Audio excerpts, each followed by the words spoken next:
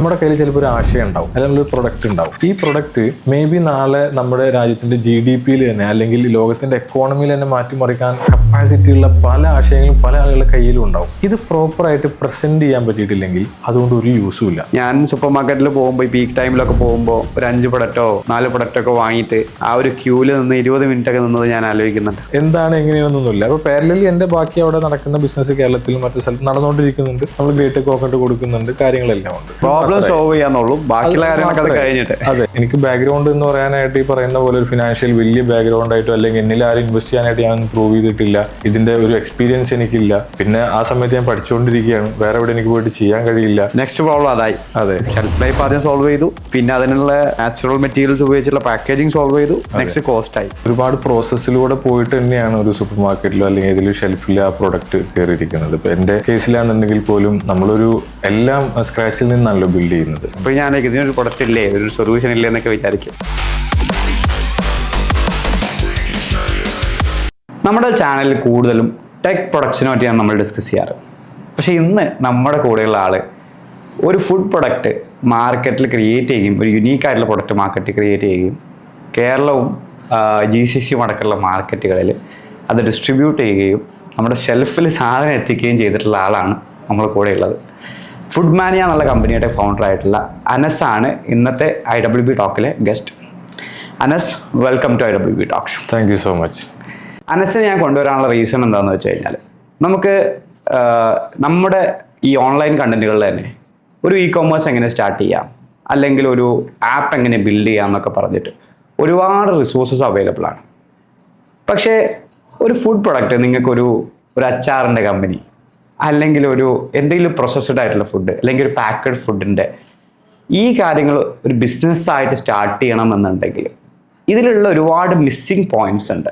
എങ്ങനെ ഞാൻ R&D ചെയ്യും, എങ്ങനെ ഞാൻ ഫാക്ടറി തുടങ്ങും, എങ്ങനെ അതിൻ്റെ രജിസ്ട്രേഷൻസ് എടുക്കും, ഇതുപോലത്തെ കാര്യങ്ങളൊക്കെ ഒരു എക്സ്പീരിയൻസ്ഡ് ആയിട്ടുള്ള ഒരു ഓൺടർപ്രണർ അടുത്ത് നിന്ന് തന്നെ ചോദിച്ച് മനസ്സിലാക്കണമെന്നുള്ള സമയത്താണ് അനസ് എൻ്റെ മുന്നിലെത്തിപ്പെട്ടത്. ഓക്കെ, അപ്പോൾ അനസിൻ്റെ ജേണികൾ എസ്പെഷ്യലി കോക്കനട്ട്, ഗ്രേറ്റഡ് കോക്കനട്ടിലാണ് അനസിൻ്റെ ഫുഡ് മാനിയ ബിസിനസ് പ്രൈമറിലി അവർ ഫോക്കസ് ചെയ്തിട്ടുണ്ടായിരുന്നത്. അപ്പോൾ അതിന് അവർ ഫേസ് ചെയ്ത ചലഞ്ചസ്, അവർ കയ്യിൽ നിന്ന് കിട്ടിയിട്ടുള്ള അച്ചീവ്മെൻറ്റ്സ്, ഈ കാര്യങ്ങളൊക്കെ ആയിരിക്കും നമ്മുടെ ഈ ഒരു നെക്സ്റ്റ് 1 to 2 hours നമ്മൾ ഡിസ്കസ് ചെയ്യുന്നത്. So Anas, once again welcome to the show. Thank you so much. So അനസിന് ഞാൻ കണ്ട ആ ഒരു സ്റ്റോറിയും കൂടി ജസ്റ്റ് പറയാം. ഇപ്പോൾ നമ്മളൊരു കോമൺ ഫ്രണ്ടാണ് അനസ്, പക്ഷെ സ്റ്റിൽ ഞാൻ നേരിട്ട് കണ്ടിട്ടില്ലായിരുന്നു. അപ്പം ഞങ്ങൾ ബാംഗ്ലൂർ പോകുന്ന ഒരു സമയത്ത് ജസ്റ്റ് ഒരു നമ്മൾ യാത്ര ബൈ കാറാണ് പോയിരുന്നത്. അപ്പോൾ പോയിരുന്ന സമയത്ത് നമ്മൾ എൻ്റെ പാർട്ട്ണറിനോട് പറഞ്ഞു, നമുക്ക് എൻ്റെ ഒരു ഫ്രണ്ട് ഇവിടെ ഉണ്ട്, നമുക്ക് അവൻ്റെ സ്ഥലത്തൊന്ന് കയറാം എന്ന് പറഞ്ഞു. അപ്പോൾ ഞങ്ങൾ ജസ്റ്റ് വാളയാർ എത്തിയ സമയത്ത് അനസിൻ്റെ ഫാക്ടറിയിൽ ഒരു അവിചാരിതമായി എത്തിപ്പെടുകയുണ്ടായി. അപ്പോൾ എനിക്കിത് ഭയങ്കര ഇൻട്രസ്റ്റിംഗ് ആയിട്ട് തോന്നി. ഞാൻ ഫാക്ടറി എത്തിയപ്പോൾ അനസിനോട് ചോദിച്ചാൽ എന്താ നിങ്ങളോട് ചെയ്യുന്നത്? അപ്പോൾ പറഞ്ഞു ഒരു കോക്കനട്ടിൻ്റെ പ്രോസസ്സിങ്ങും പരിപാടികളും എക്സ്പോർട്സും കാര്യങ്ങളൊക്കെയാണുള്ളത്. അപ്പോൾ ഒരു മലയാളി വാളയാർ വന്നിട്ട് ഇങ്ങനൊരു ബിസിനസ് ചെയ്യുന്നു. അപ്പം ഈ ബിസിനസ്സിൽ ഇന്ത്യയിലും ഇന്ത്യക്ക് പുറത്തും എക്സ്പോർട്സ് നടക്കുന്നുണ്ട്. പറയുമ്പോൾ അത് വളരെ സിമ്പിളായിട്ട് പ്രൊഡക്റ്റായി തോന്നും. തേങ്ങ ചിരകുന്നതെന്ന് പറഞ്ഞാൽ ചിലപ്പോൾ ഒരു പക്ഷേ മലയാളികൾ എല്ലാവരും ഡെയിലി എങ്കിലും വേണ്ട ഒരു സാധനമാണ് മലയാളികൾക്ക്.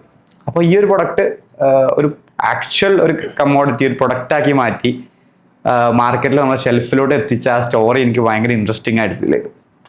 അപ്പോൾ അതാണ് ഞാൻ ഈ ഒരു ടോപ്പിക്കിൽ ഏറ്റവും ബെസ്റ്റ് ഓപ്ഷൻ അനസാണെന്ന് എനിക്ക് തോന്നുകയും അനസിനെ ഇതിലോട്ട് ഇൻവൈറ്റ് ചെയ്യുകയും ചെയ്തത്. അപ്പം അനസ് എങ്ങനെയാണ്, അപ്പം ഞാൻ ആ കാണുന്നത് വാളയാറുള്ള ആ ഒരു ഫാക്ടറിയിലുള്ള ആളായിട്ടാണ് കാണുന്നത്. പക്ഷെ അവിടെ എത്തുന്നതിന് മുന്നേ ഒരുപാട് സ്റ്റോറീസ് ഉണ്ടെന്ന് ഞാൻ വിശ്വസിക്കുന്നുണ്ട്, എന്തായാലും ഉണ്ടാവും. സോ എവിടെയാണ് അനസ് തുടങ്ങുന്നത്? എന്താണ്? എൻ്റെ വീട് ഗുരുവായൂരാണ്, തൃശ്ശൂർ ജില്ലയിൽ ഗുരുവായൂരാണ്, വടക്കേക്കാട് എന്ന് പറയുന്ന സ്ഥലത്താണ് ഞാൻ എൻ്റെ വീടൊക്കെ ഉള്ളത്. സോ ഒരു +1 +2 കാലഘട്ടം വരെയൊക്കെ ഞാൻ അവിടെ തന്നെയാണ്, കൂടുതലും എൻ്റെ നാട്ടിൽ തന്നെ ഉണ്ടായിരുന്നൊക്കെ. അത് കഴിഞ്ഞിട്ട് ഞാൻ 2012 എൻജിനീയറിങ്ങിന് വേണ്ടിയിട്ട് തൃശ്ശൂർ വിദ്യാ അക്കാഡമി എന്ന് പറയുന്നൊരു കോളേജിൽ ജോയിൻ ചെയ്യുകയും അവിടുന്ന് ഞാൻ ഡ്രോപ്പ് ഔട്ടായി. ആ ഡ്രോപ്പ് ഔട്ട് ആയതിനു ശേഷം ഞാൻ എൻജിനീയറിങ് എടുക്കാൻ വേണ്ടിയിട്ട് കംപ്ലീറ്റ് ചെയ്യണം, എൻജിനീയറിങ് വീണ്ടും ഒരു കോളേജ് ജോയിൻ ചെയ്യാൻ വേണ്ടിയിട്ടാണ് കോയമ്പത്തൂരിലുള്ള ധനലക്ഷ്മി ശ്രീനിവാസൻ കോളേജ് എന്ന് പറയുന്ന ഒരു കോളേജിൽ ഞാൻ പോകുന്നത്. അപ്പോൾ ആ സമയത്ത് ഞാൻ സ്റ്റേ ചെയ്യുന്നത് ബോർഡറിലാണ്, കേരള തമിഴ്നാട് ബോർഡറിലാണ്. അപ്പോൾ ആ സമയത്ത് ഞാൻ സ്റ്റേ ചെയ്തിരുന്നത് വാളയാറിലാണ്. കോളേജ് തമിഴ്നാട്ടിലും സ്റ്റേ ചെയ്യുന്ന കേരളത്തിലാണ്. സോ അങ്ങനെയാണ് വാളയാറിൽ എത്തിപ്പെടുന്നത്. അപ്പോൾ തുടക്കം മുതലേ നമ്മൾ ഉള്ളിലുള്ള ഒരു ആഗ്രഹം എന്നൊക്കെ പറയുന്നത് പുതിയ കാര്യങ്ങൾ ചെയ്യുക എന്നുള്ളതാണ്. പുതിയതായിട്ട് എന്തെങ്കിലും ചെയ്യുക, പുതിയ കാര്യങ്ങൾ ട്രൈ ചെയ്യുക എന്നുള്ളതേ ഉള്ളൂ. പിന്നെ എന്തെങ്കിലും പുതിയ സംരംഭം തുടങ്ങുക, ഈ രീതിയിൽ തന്നെയാണ് നമ്മൾ തോട്ട് പ്രോസസ്സ് മൊത്തം പോയിട്ടുള്ളത്. ഈ കോളേജ് ഡ്രോപ്പ് ഔട്ടായിട്ട് പുതിയ കോളേജിലേക്ക് വന്നപ്പോൾ സ്വാഭാവികമായിട്ടും അതിലൊരു ആഗ്രഹം കൂടി ഉണ്ടായിരുന്നത് ഈ എഞ്ചിനീയറിംഗ് കംപ്ലീറ്റ് ചെയ്യുന്നതിന് മുൻപ് തന്നെ സ്വന്തമായിട്ടൊരു കമ്പനി സ്റ്റാർട്ട് ചെയ്യണം എന്നുള്ളൊരു ആഗ്രഹം ഉണ്ടായിരുന്നു.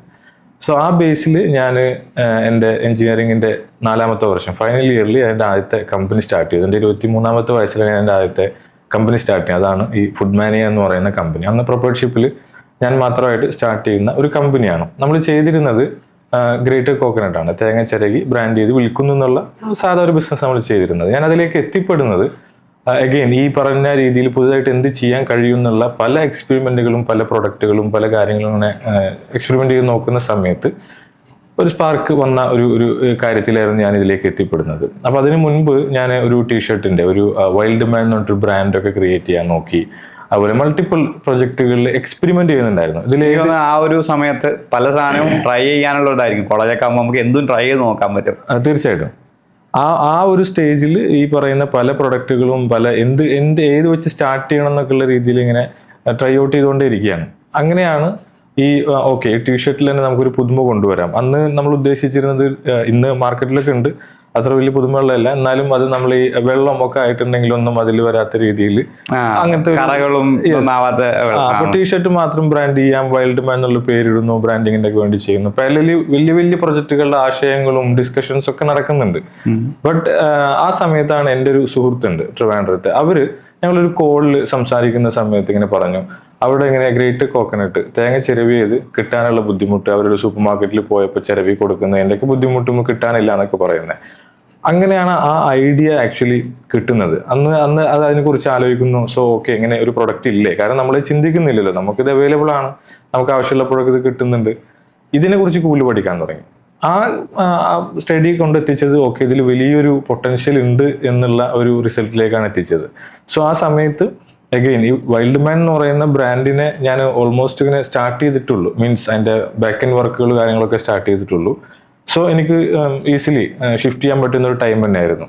ആ സമയത്ത് ആ വൈൽഡ് മാൻ അതെല്ലാം മാറ്റിയിട്ട് നേരെ ഈ ഫുഡ് മാനിയ എന്നുള്ളൊരു ബ്രാൻഡിൽ സ്റ്റാർട്ട് ചെയ്യുന്നു. ഗ്രേറ്റഡ് കോക്കനട്ട് പ്രോഡക്റ്റ് വെച്ച് സ്റ്റാർട്ട് ചെയ്യുന്നു. അതിന് വേണ്ടിയിട്ട് ഞാൻ വാളയാറിൽ തന്നെയുള്ള ഒരു ചെറിയ സ്പേസ്, ഒരു 100 to 150 സ്ക്വയർ ഫീറ്റിലുള്ള ഒരു സ്പേസ് എടുക്കുന്നു. അവിടെ ഇങ്ങനെ ഒരു കമ്പനി കാര്യങ്ങളൊക്കെ ആയിട്ട് പ്രൊപ്പറേറ്റർഷിപ്പിൽ രജിസ്റ്റർ ചെയ്യുന്നു. ഇതായിരുന്നു എൻ്റെ തുടക്കം. വാളയാർ എത്തിയത് എനിക്കൊന്ന് അവിടെ നിങ്ങൾ താമസിച്ചുകൊണ്ട് വാളയാറിൽ നിന്ന് സ്റ്റാർട്ട് ചെയ്യാന്നുള്ളതാണ് ഉദ്ദേശം. അതുകൊണ്ട് മാത്രമാണ്, കാരണം അന്നത്തെ എനിക്ക് ബാക്ക്ഗ്രൗണ്ട് എന്ന് പറയാനായിട്ട് ഈ പറയുന്ന പോലെ ഒരു ഫിനാൻഷ്യൽ വലിയ ബാക്ക്ഗ്രൗണ്ട് ആയിട്ടോ അല്ലെങ്കിൽ എന്നിൽ ആരും ഇൻവെസ്റ്റ് ചെയ്യാനായിട്ട് ഞാൻ പ്രൂവ് ചെയ്തിട്ടില്ല. ഇതിന്റെ ഒരു എക്സ്പീരിയൻസ് എനിക്കില്ല. പിന്നെ ആ സമയത്ത് ഞാൻ പഠിച്ചുകൊണ്ടിരിക്കുകയാണ്, വേറെ എവിടെ എനിക്ക് പോയിട്ട് ചെയ്യാൻ കഴിയില്ല. കൂടുതൽ ഇൻഡെപ്ത് ആയിട്ട് ആ സമയത്ത് അത്രയും ഇൻഡെപ്ത് ആയിട്ട് നമ്മൾ പോയിട്ടുമില്ല.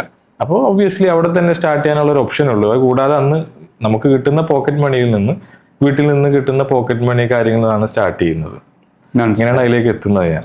അല്ല, അപ്പം ഗ്രേറ്റഡ് കോക്കനട്ട് എന്ന് പറഞ്ഞു.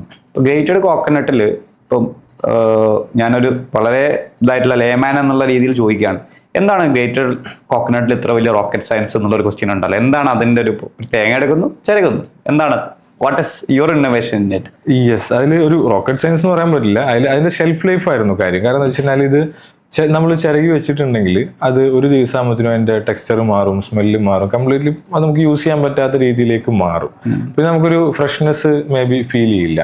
അപ്പൊ അതിൽ ആദ്യം ഉണ്ടായിരുന്നത് ഇതിന്റെ ഷെൽഫ് ലൈഫ് ക്രാക്ക് ചെയ്യുക എന്നുള്ള ഒരു ചലഞ്ചായിരുന്നു എടുത്തിട്ടുണ്ടായിരുന്നത്. അത് നമുക്ക് ക്രാക്ക് ചെയ്യാൻ പറ്റും. പ്രിസർവേറ്റീവ്സോ കാര്യങ്ങളൊന്നും ഇല്ലാതെ തന്നെ 6 months ലൈഫിൽ ബ്ലാസ്റ്റ് ഫ്രീസിങ് ടെക്നോളജി എന്നുള്ള ടെക്നോളജി, അതൊക്കെ എക്സിസ്റ്റിംഗ് ടെക്നോളജിയാണ് കേട്ടോ. പക്ഷെ അതിലൊക്കെ നമ്മൾ ഈ ബ്ലാസ്റ്റ് ഫ്രീസിങ് നമുക്ക് ചെയ്യണമെന്നുണ്ടെങ്കിൽ അതിന്റെ ഇൻവെസ്റ്റ്മെന്റ് ഹ്യൂജ് എമൗണ്ട് ആണ്. അപ്പോൾ അവിടെയൊക്കെയാണ് എനിക്ക് തോന്നുന്നു അന്ന് തന്നെ ഒരു 15 to 20 ലക്ഷം രൂപയുടെ ഇൻവെസ്റ്റ്മെന്റ് ഉണ്ടെങ്കിൽ ബ്ലാസ്റ്റ് ഫ്രീസിങ്ങിന്റെ മെഷീനറീസ് നമുക്ക് ചെയ്യാൻ കഴിയുള്ളൂ. അങ്ങനെയുള്ള കാര്യങ്ങളിലായിരുന്നു നമ്മൾ സീറോ കോസ്റ്റിൽ നിൽക്കുന്ന ആൾ എങ്ങനെയാണ് ഇത് ചെയ്യുക എന്നുള്ള രീതിയിലേക്ക് നമ്മൾ തന്നെ സൊല്യൂഷൻ കാണുന്നത്. അങ്ങനത്തെ ചില സൊല്യൂഷൻസ് കാണുന്നു. അങ്ങനെയാണ് ഈ പ്രൊഡക്റ്റിലേക്ക് നമ്മൾ കംപ്ലീറ്റ്ലി എത്തി അത് വെച്ച് സ്റ്റാർട്ട് ചെയ്യുന്നത്. ദെൻ ആ പ്രോഡക്റ്റ് നമ്മൾ ഇനീഷ്യലി ചെറിയ നമ്മൾ തൊട്ടടുത്ത് തന്നെയുള്ള പാലക്കാട് മാർക്കറ്റിൽ അങ്ങനെയൊക്കെ നമ്മൾ ഇറക്കുന്നു. പിന്നെ അങ്ങനെ പാക്കായിട്ട് ഒരു പാക്കായിട്ട് അങ്ങനെയല്ല ഉണ്ടാവുക, ഒരു ഇത്ര ക്വാണ്ടിറ്റിയുടെ ഒരു പാക്കായിട്ട് അങ്ങനെ. അന്ന് സ്റ്റാർട്ട് ചെയ്ത് ഒരു 200 ഗ്രാംസിന്റെ ഒരു പാക്കറ്റ് ആയിരുന്നു. ഇപ്പൊ ഒരുപാട് ഷെൽഫിലൊക്കെ ഞാനത് കാണുന്നുണ്ട്. പല ബ്രാൻഡുകളുടെ പ്രൊഡക്റ്റ് ഇങ്ങനെ ഈവൻ ഞാൻ വാങ്ങുന്ന സൂപ്പർ മാർക്കറ്റ്സിലും ഇങ്ങനെ പല സാധനങ്ങളും കണ്ടിട്ടുണ്ട്. ആ ഒരു കാറ്റഗറി തന്നെയാണ് നിങ്ങളുടെ പ്രൊഡക്റ്റ്. അത് ചോദിക്കാനുള്ള കാരണം ഞാൻ നേരത്തെ പറഞ്ഞല്ലോ, ഇതൊക്കെ വലിയ സംഭവമാണോ അല്ലെങ്കിൽ ഇതിനെന്താ റോക്കറ്റ് സയൻസ് ചോദിക്കാനുള്ള കാരണം, നമ്മൾ ഒരു ദിവസം പോയിട്ട് ഒരു സൂപ്പർ മാർക്കറ്റിന്റെ ഷെൽഫിൽ നിന്ന് എടുത്ത് വെക്കുന്ന എന്ത് പ്രൊഡക്റ്റ് ആയാലും, ഒരു അച്ചാറാവാം, അല്ലെങ്കിൽ ഒരു തേങ്ങയുടെ പ്രൊഡക്റ്റ് ആവാം, അല്ലെങ്കിൽ എന്തെങ്കിലും ഒരു പ്രോസസ്സർ ഫുഡ് ആവാം, ഇതിന്റെ ബിഹൈൻഡ് ദ സീൻ എന്താ നടക്കുന്നതെന്ന് ആരും അറിയുന്നില്ല. ഓക്കെ, അപ്പോൾ എനിക്കൊരു തേങ്ങ വാങ്ങുന്നു, ഞാൻ ചിരകുന്നു, അപ്പോൾ ഇറ്റ്സ് വെരി സിമ്പിൾ തിങ്. പക്ഷെ ഒരു കൊമേഴ്ഷ്യൽ ലെവലിൽ കൊണ്ടുവരുമ്പോഴാണ് അതിന്റെ ഷെൽഫ് ലൈഫ് ഉള്ളത്, അതിന്റെ ബാക്കി കുറെ ഫാക്ടേഴ്സ് ഉള്ളത്. അപ്പൊ ഇതൊക്കെ അൻസിന്റെ വായിൽ നിന്ന് കിട്ടാൻ വേണ്ടി തന്നെയാണ് ഞാൻ ആ ക്വസ്റ്റ്യൻ അങ്ങനെ ചോദിച്ചത്. ഒരു ലേമാൻ എപ്പോഴും അതാ ചിന്തിക്കുക, നമ്മൾ നോക്കുന്നു 100 രൂപക്ക് സാധനം കിട്ടുന്നു, വാങ്ങുന്നു, ഉപയോഗിക്കുന്നുണ്ടാണ്. പക്ഷെ ബിസിനസ് എന്ന് വരുമ്പോൾ അതിൽ ഒരുപാട് ചലഞ്ചസ് ഉണ്ട്. നമുക്ക് അത് 1 by 1 അതിലോട്ട് വരാം. നമ്മൾ സൂപ്പർ മാർക്കറ്റിൽ ഷെൽഫിൽ കാണുന്ന പ്രൊഡക്റ്റ് സിമ്പിൾ ആയിട്ടുള്ള പ്രൊഡക്റ്റ് ആയിരിക്കും, പക്ഷെ അതിന്റെ പിന്നിൽ ഒരുപാട് കാര്യങ്ങളും ചലഞ്ചസും ഉണ്ടാവും. അപ്പൊ അതിനെ പറ്റി എന്താ പറയുന്നത്? ഡെഫിനറ്റ്ലി, കാരണം അത് അത്രയും ഒരുപാട് പ്രോസസ്സിലൂടെ പോയിട്ട് തന്നെയാണ് ഒരു സൂപ്പർ മാർക്കറ്റിലോ അല്ലെങ്കിൽ ഏതെങ്കിലും ഷെൽഫിൽ ആ പ്രൊഡക്റ്റ് കയറിയിരിക്കുന്നത്. ഇപ്പോൾ എൻ്റെ കേസിലാണെന്നുണ്ടെങ്കിൽ പോലും നമ്മളൊരു എല്ലാം സ്ക്രാച്ചിൽ നിന്നാണല്ലോ ബിൽഡ് ചെയ്യുന്നത്. സോ ആ സമയത്ത് നമ്മളൊരു റൂം എടുത്തു. നേരത്തെ ഞാൻ പറഞ്ഞ പോലെ ഒരു 100 സ്ക്വയർ ഫീറ്റിലേക്കുള്ള റൂം എടുത്തിട്ട് അവിടെ ഒരു ഗ്രേറ്റിംഗ് മെഷീൻ കൊടുന്ന് വെച്ചു. ഇതൊക്കെയാണ് ആദ്യത്തെ ഇൻവെസ്റ്റ്മെൻറ്റുകൾ. ഒരു ഗ്രേറ്റിംഗ് മെഷീൻ കൊടുന്ന് വെച്ചു, ഒരു ചെറിയ ടേബിൾ ഇട്ടു. ഈ രീതിയിൽ നമ്മൾ തന്നെ വന്ന് കുറച്ച് കോക്കനട്ടൊക്കെ മേടിച്ച് അത് ഗ്രേറ്റ് ചെയ്യുന്നു. അപ്പോഴത്തേനും ഏത് പാക്കറ്റിലേക്ക് അത് പാക്ക് ചെയ്യണം, അങ്ങനെയുള്ള കാര്യങ്ങളൊക്കെ നമ്മൾ അടുത്തൊരു ഡിസൈനറെ കൊണ്ട് ഡിസൈൻ ചെയ്യിപ്പിക്കുന്നു. എന്നിട്ട് മാർക്കറ്റിൽ ആ സമയത്തൊക്കെ നമ്മൾ കൂടുതൽ പാക്കിങ്ങിനെ കുറിച്ചിട്ടും കാര്യങ്ങളൊക്കെ നമ്മളിങ്ങനെ മനസ്സിലാക്കി. ഇങ്ങനെ ഓരോ സ്റ്റെപ്പും കടന്നുപോയി അതിൻ്റെ പിന്നിലുള്ള ഒരുപാട് ഇത്തരത്തിലുള്ള കാര്യങ്ങൾ തീർത്ത് ഇതിൻ്റെ ഇടയ്ക്ക് കംപ്ലയൻസസിൻ്റെ കാര്യങ്ങൾ വരും, രജിസ്ട്രേഷൻസ്, ലൈസൻസുകൾ വേണ്ടത് വരും. ഇതെല്ലാം കഴിഞ്ഞിട്ടാണ് ഈ പറയുന്ന രീതിയിലേക്ക് ഒരു പ്രൊഡക്റ്റ് ഷെൽഫിലേക്ക് എത്തുന്നത്.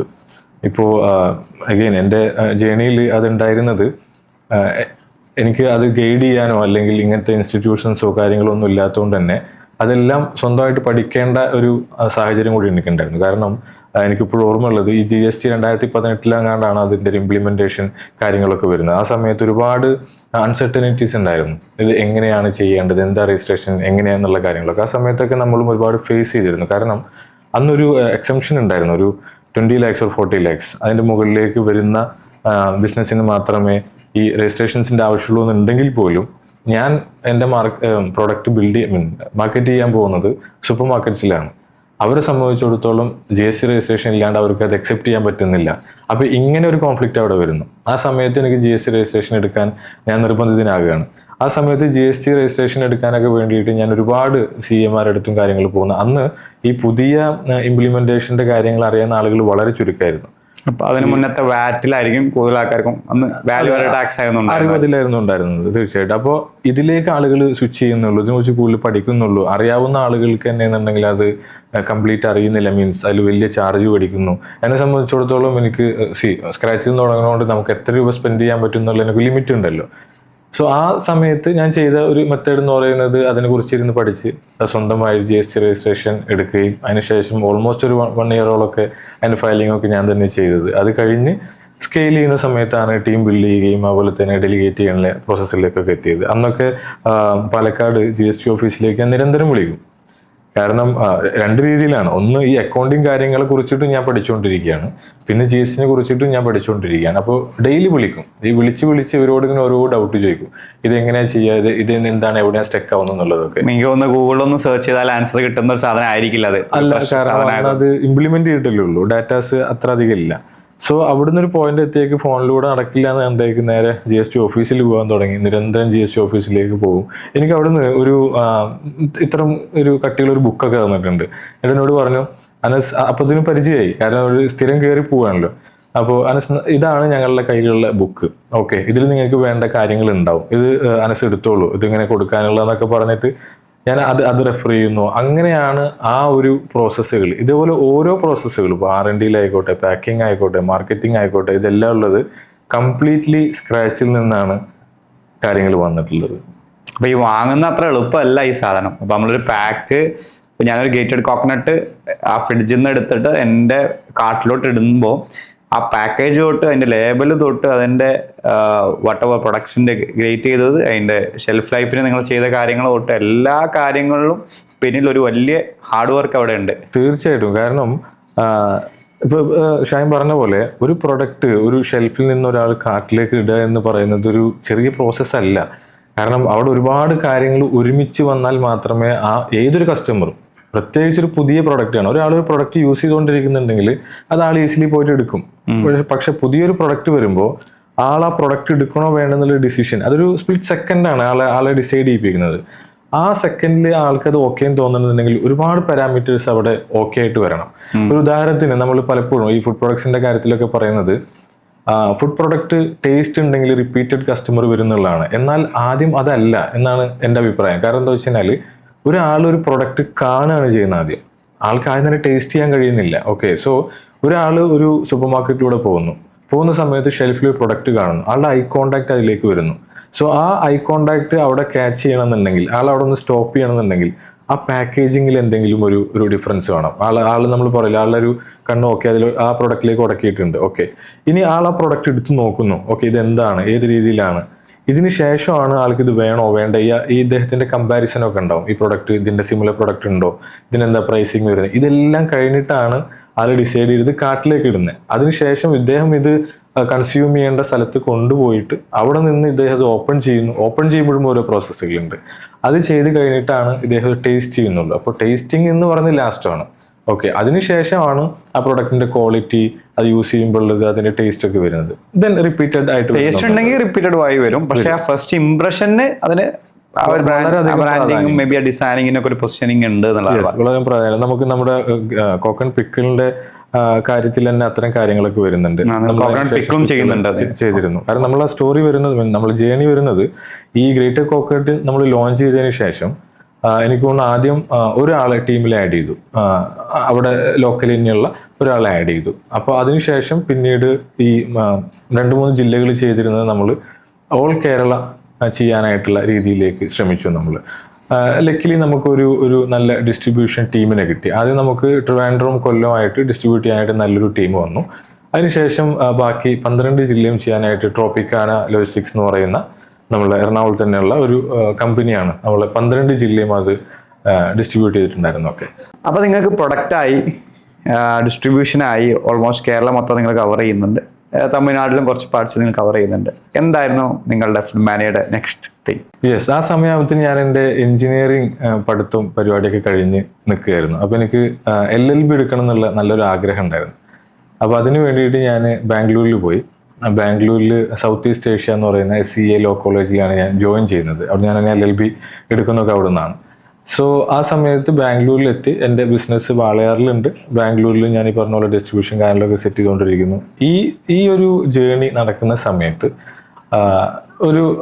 എൻ്റെ കോമൺ ആയിട്ട് എന്നെയും അതുപോലെ തന്നെ ഈ ബാംഗ്ലൂർ ബേസ് ചെയ്തിട്ടുണ്ടായിരുന്ന ID ഫ്രഷ് ഫുഡ്സ് എന്ന് പറയുന്ന ഒരു കമ്പനിയുണ്ട്. ഓക്കെ, ഈ കമ്പനി കോമൺ ആയിട്ട് അറിയാവുന്ന ഒരാളായിരുന്നു ഷാൻ കടവിൽ എന്ന് പറഞ്ഞാൽ ഫ്രഷ് ടു ഹോമിൻ്റെ co-founder and CEO ആണ്. അപ്പോൾ അദ്ദേഹത്തിന് എന്നെ അറിയാം, ഓൾറെഡി ഞങ്ങൾ സംസാരിച്ചിട്ടുണ്ട്, ഞാനിങ്ങനെ ഒരു ബിസിനസ് ചെയ്യുന്നുണ്ട് എന്നൊക്കെ അറിയാം. എന്തോ related to coconut and grated coconut എന്നുള്ളത് അദ്ദേഹത്തിന് അറിയാൻ പറ്റും. ആൻഡ് ഓൾസോ അദ്ദേഹത്തിന് ഈ പറയുന്ന PC Mustafa, ID fresh food CEO ആയിട്ടുള്ള അദ്ദേഹം, ഞങ്ങൾ രണ്ടുപേരും അറിയാം. അപ്പോൾ ആ സമയത്ത് ഈ ID ഫ്രഷ് എന്ന് പറയുന്ന കമ്പനി ഓൾറെഡി ഒരു കോക്കനട്ടുമായി ബന്ധപ്പെട്ട് എന്തോ പ്രൊജക്റ്റിൽ വർക്ക് ചെയ്തുകൊണ്ടേയിരിക്കുന്നുണ്ടെന്നുള്ളതും ഞാനിങ്ങനെ ഒരു പ്രൊജക്റ്റ് ചെയ്യുന്നുണ്ടെന്നും അറിയാവുന്നതുകൊണ്ട് ഒരിക്കൽ ഞാനും ഷാൻ കടവിൽ അദ്ദേഹം തമ്മിൽ ഒരു കോൺവെർസേഷൻ ഉണ്ടായി. അപ്പോൾ അദ്ദേഹം എന്നോട് ചോദിച്ചു, ഇങ്ങനെ ഒരു പ്രൊജക്റ്റ് അവിടെ ഓൺഗോയിങ് ആണ്, താല്പര്യം ഉണ്ടെന്നുണ്ടെങ്കിൽ കാര്യങ്ങൾ കണക്ട് ചെയ്യാമെന്ന് പറഞ്ഞു. ഒബ്വിയസ്ലി നമുക്ക് വളരെ സന്തോഷമുള്ള കാര്യം. കാരണം അന്ന് നമ്മൾ ഇവരൊക്കെ കാണുന്നത് കുറേയൊക്കെ ഈ മൈൽ സ്റ്റോൺസ് ഒക്കെ അച്ചീവ് ചെയ്ത ആളുകൾ പല രീതിയിലും കാര്യങ്ങളൊക്കെ കാണുന്ന റോൾ മോഡൽസ് ഒക്കെ ആയിട്ട് കാണുന്ന ആ രീതിയിലാണ്. അന്ന് അദ്ദേഹത്തിന്റെ ഒരു ഹാർഡ്വാർഡ് യൂണിവേഴ്സിറ്റിയിൽ പോയിട്ട് അദ്ദേഹം സംസാരിക്കുന്ന ഒരു വീഡിയോ ഒക്കെ അന്ന് വൈറലായിരുന്നു. സോ യെസ്, തീർച്ചയായിട്ടും കണക്ട് ചെയ്യണം എന്നൊക്കെ പറയുന്നു. അപ്പോൾ അന്ന് ഏതൊരു തുടക്ക സംരംഭകന് ഉണ്ടാവുന്ന പോലെ ഒരുപാട് സ്വപ്നങ്ങൾ വരുന്നു. ഓക്കെ, നമ്മൾ അങ്ങനെ ചെയ്യും ഇങ്ങനെ ചെയ്യും, ഇവരുടെ കുറിച്ച് കൂടുതൽ പഠിക്കും, ഇതൊക്കെ ആയിട്ട് തന്നെ നമ്മളും ഇരിക്കുന്നത്. അപ്പോൾ ഷാൻ കടവിൽ അദ്ദേഹം അന്ന് ചെയ്തെന്ന് വെച്ചാൽ കണക്ട് ചെയ്യാൻ വേണ്ടി ഒരു വാട്സപ്പ് ഗ്രൂപ്പ് ഉണ്ടാക്കി. അപ്പോൾ ആ വാട്സപ്പ് ഗ്രൂപ്പിൽ ഞാനും ഷാൻ കടവിൽ അദ്ദേഹം അതുപോലെ തന്നെ PC മുസ്തഫ, ഈ 3 പേരാണ് എനിക്ക് ആക്ച്വലി അതൊക്കെ ഭയങ്കര സന്തോഷമായിരുന്നു. കാരണം എന്താ വെച്ച് കഴിഞ്ഞാല് അത്രയും വലിയ രണ്ടാൾക്കാരും ഞാനൊക്കെ ഒരു വാട്സപ്പ് ഗ്രൂപ്പ് എന്നൊക്കെ ഇതൊക്കെയായിരുന്നു നമ്മുടെ അച്ചീവ്മെന്റ്സുകളൊക്കെ.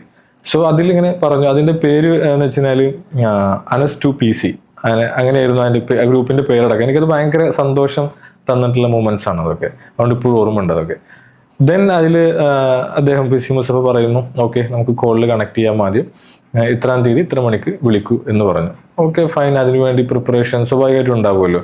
പ്രിപ്പറേഷൻ ചെയ്യുന്നു, ആദ്യം വിളിച്ചിട്ട് ഇങ്ങനെ പറയും, അത് കഴിഞ്ഞിട്ട് ഇതിലേക്ക് വരും, പിന്നെ ഇങ്ങനെ ചെയ്യും. ഇതൊക്കെയാണ് എൻ്റെ പ്ലാനിങ് കേട്ടോ. ഇതിനൊക്കെ അനുസരിച്ചിട്ടാണ് ഞാൻ പ്ലാൻ ചെയ്ത് സെറ്റായി ഒരു ദിവസം ഇങ്ങനെ ഇരുന്ന് സമയപ്പോൾ ഞാൻ വിളിച്ചു.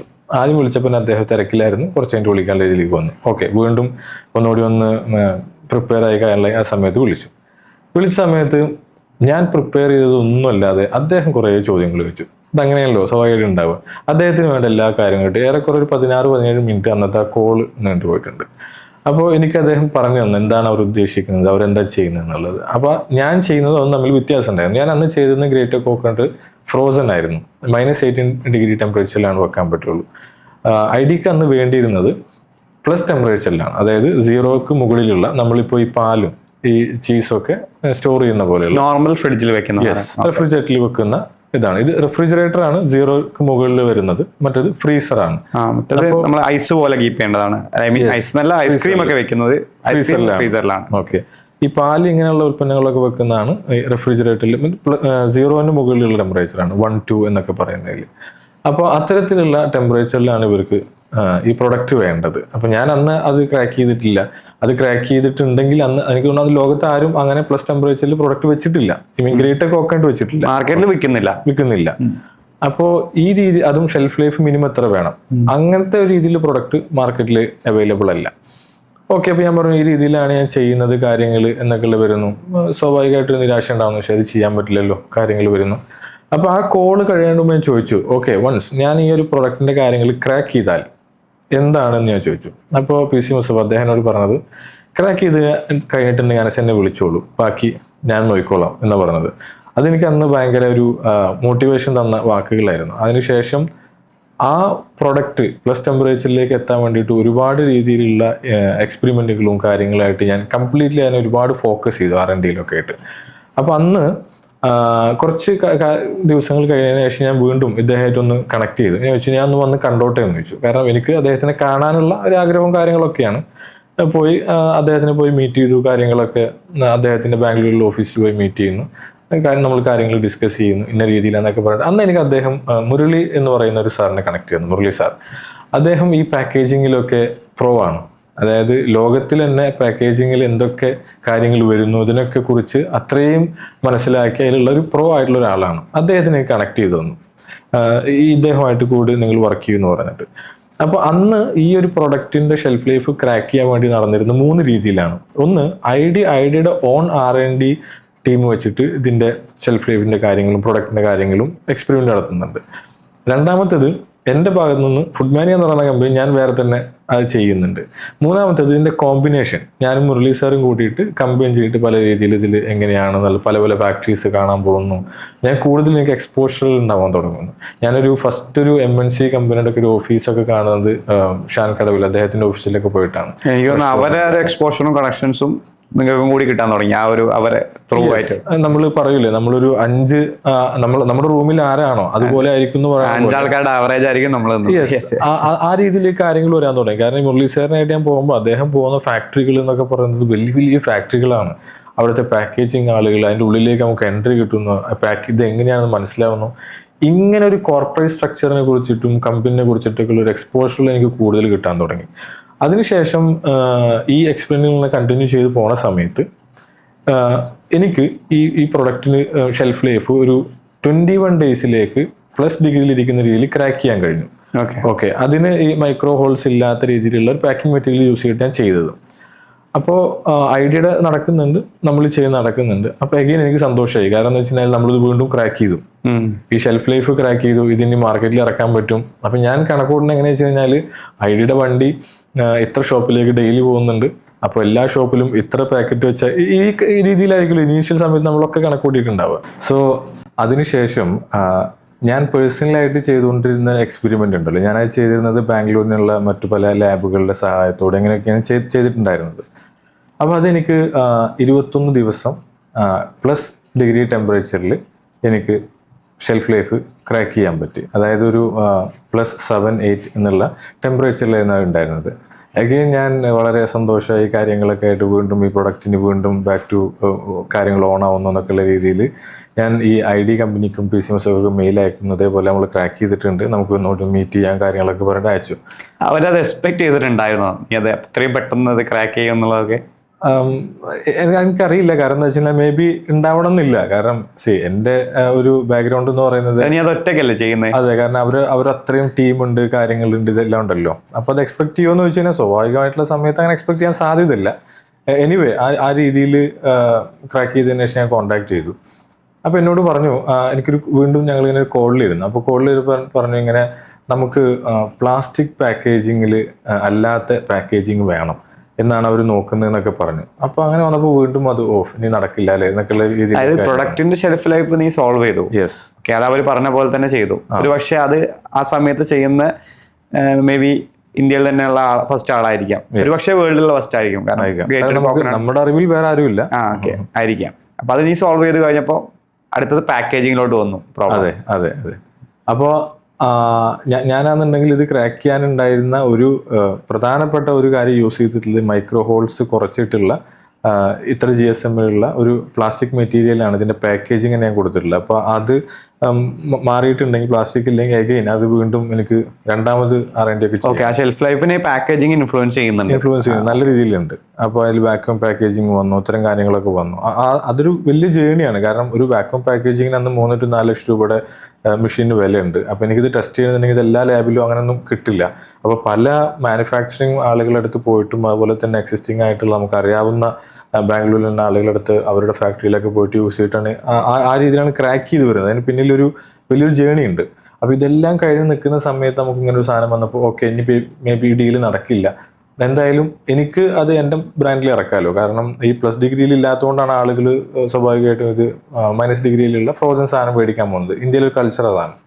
അപ്പോൾ അങ്ങനെ വരുന്ന സമയത്ത് ഞാൻ എൻ്റെ ബ്രാൻഡിലേക്ക് ഇത് ഇറക്കാം എന്നുള്ള രീതിയിൽ പോകുന്നു.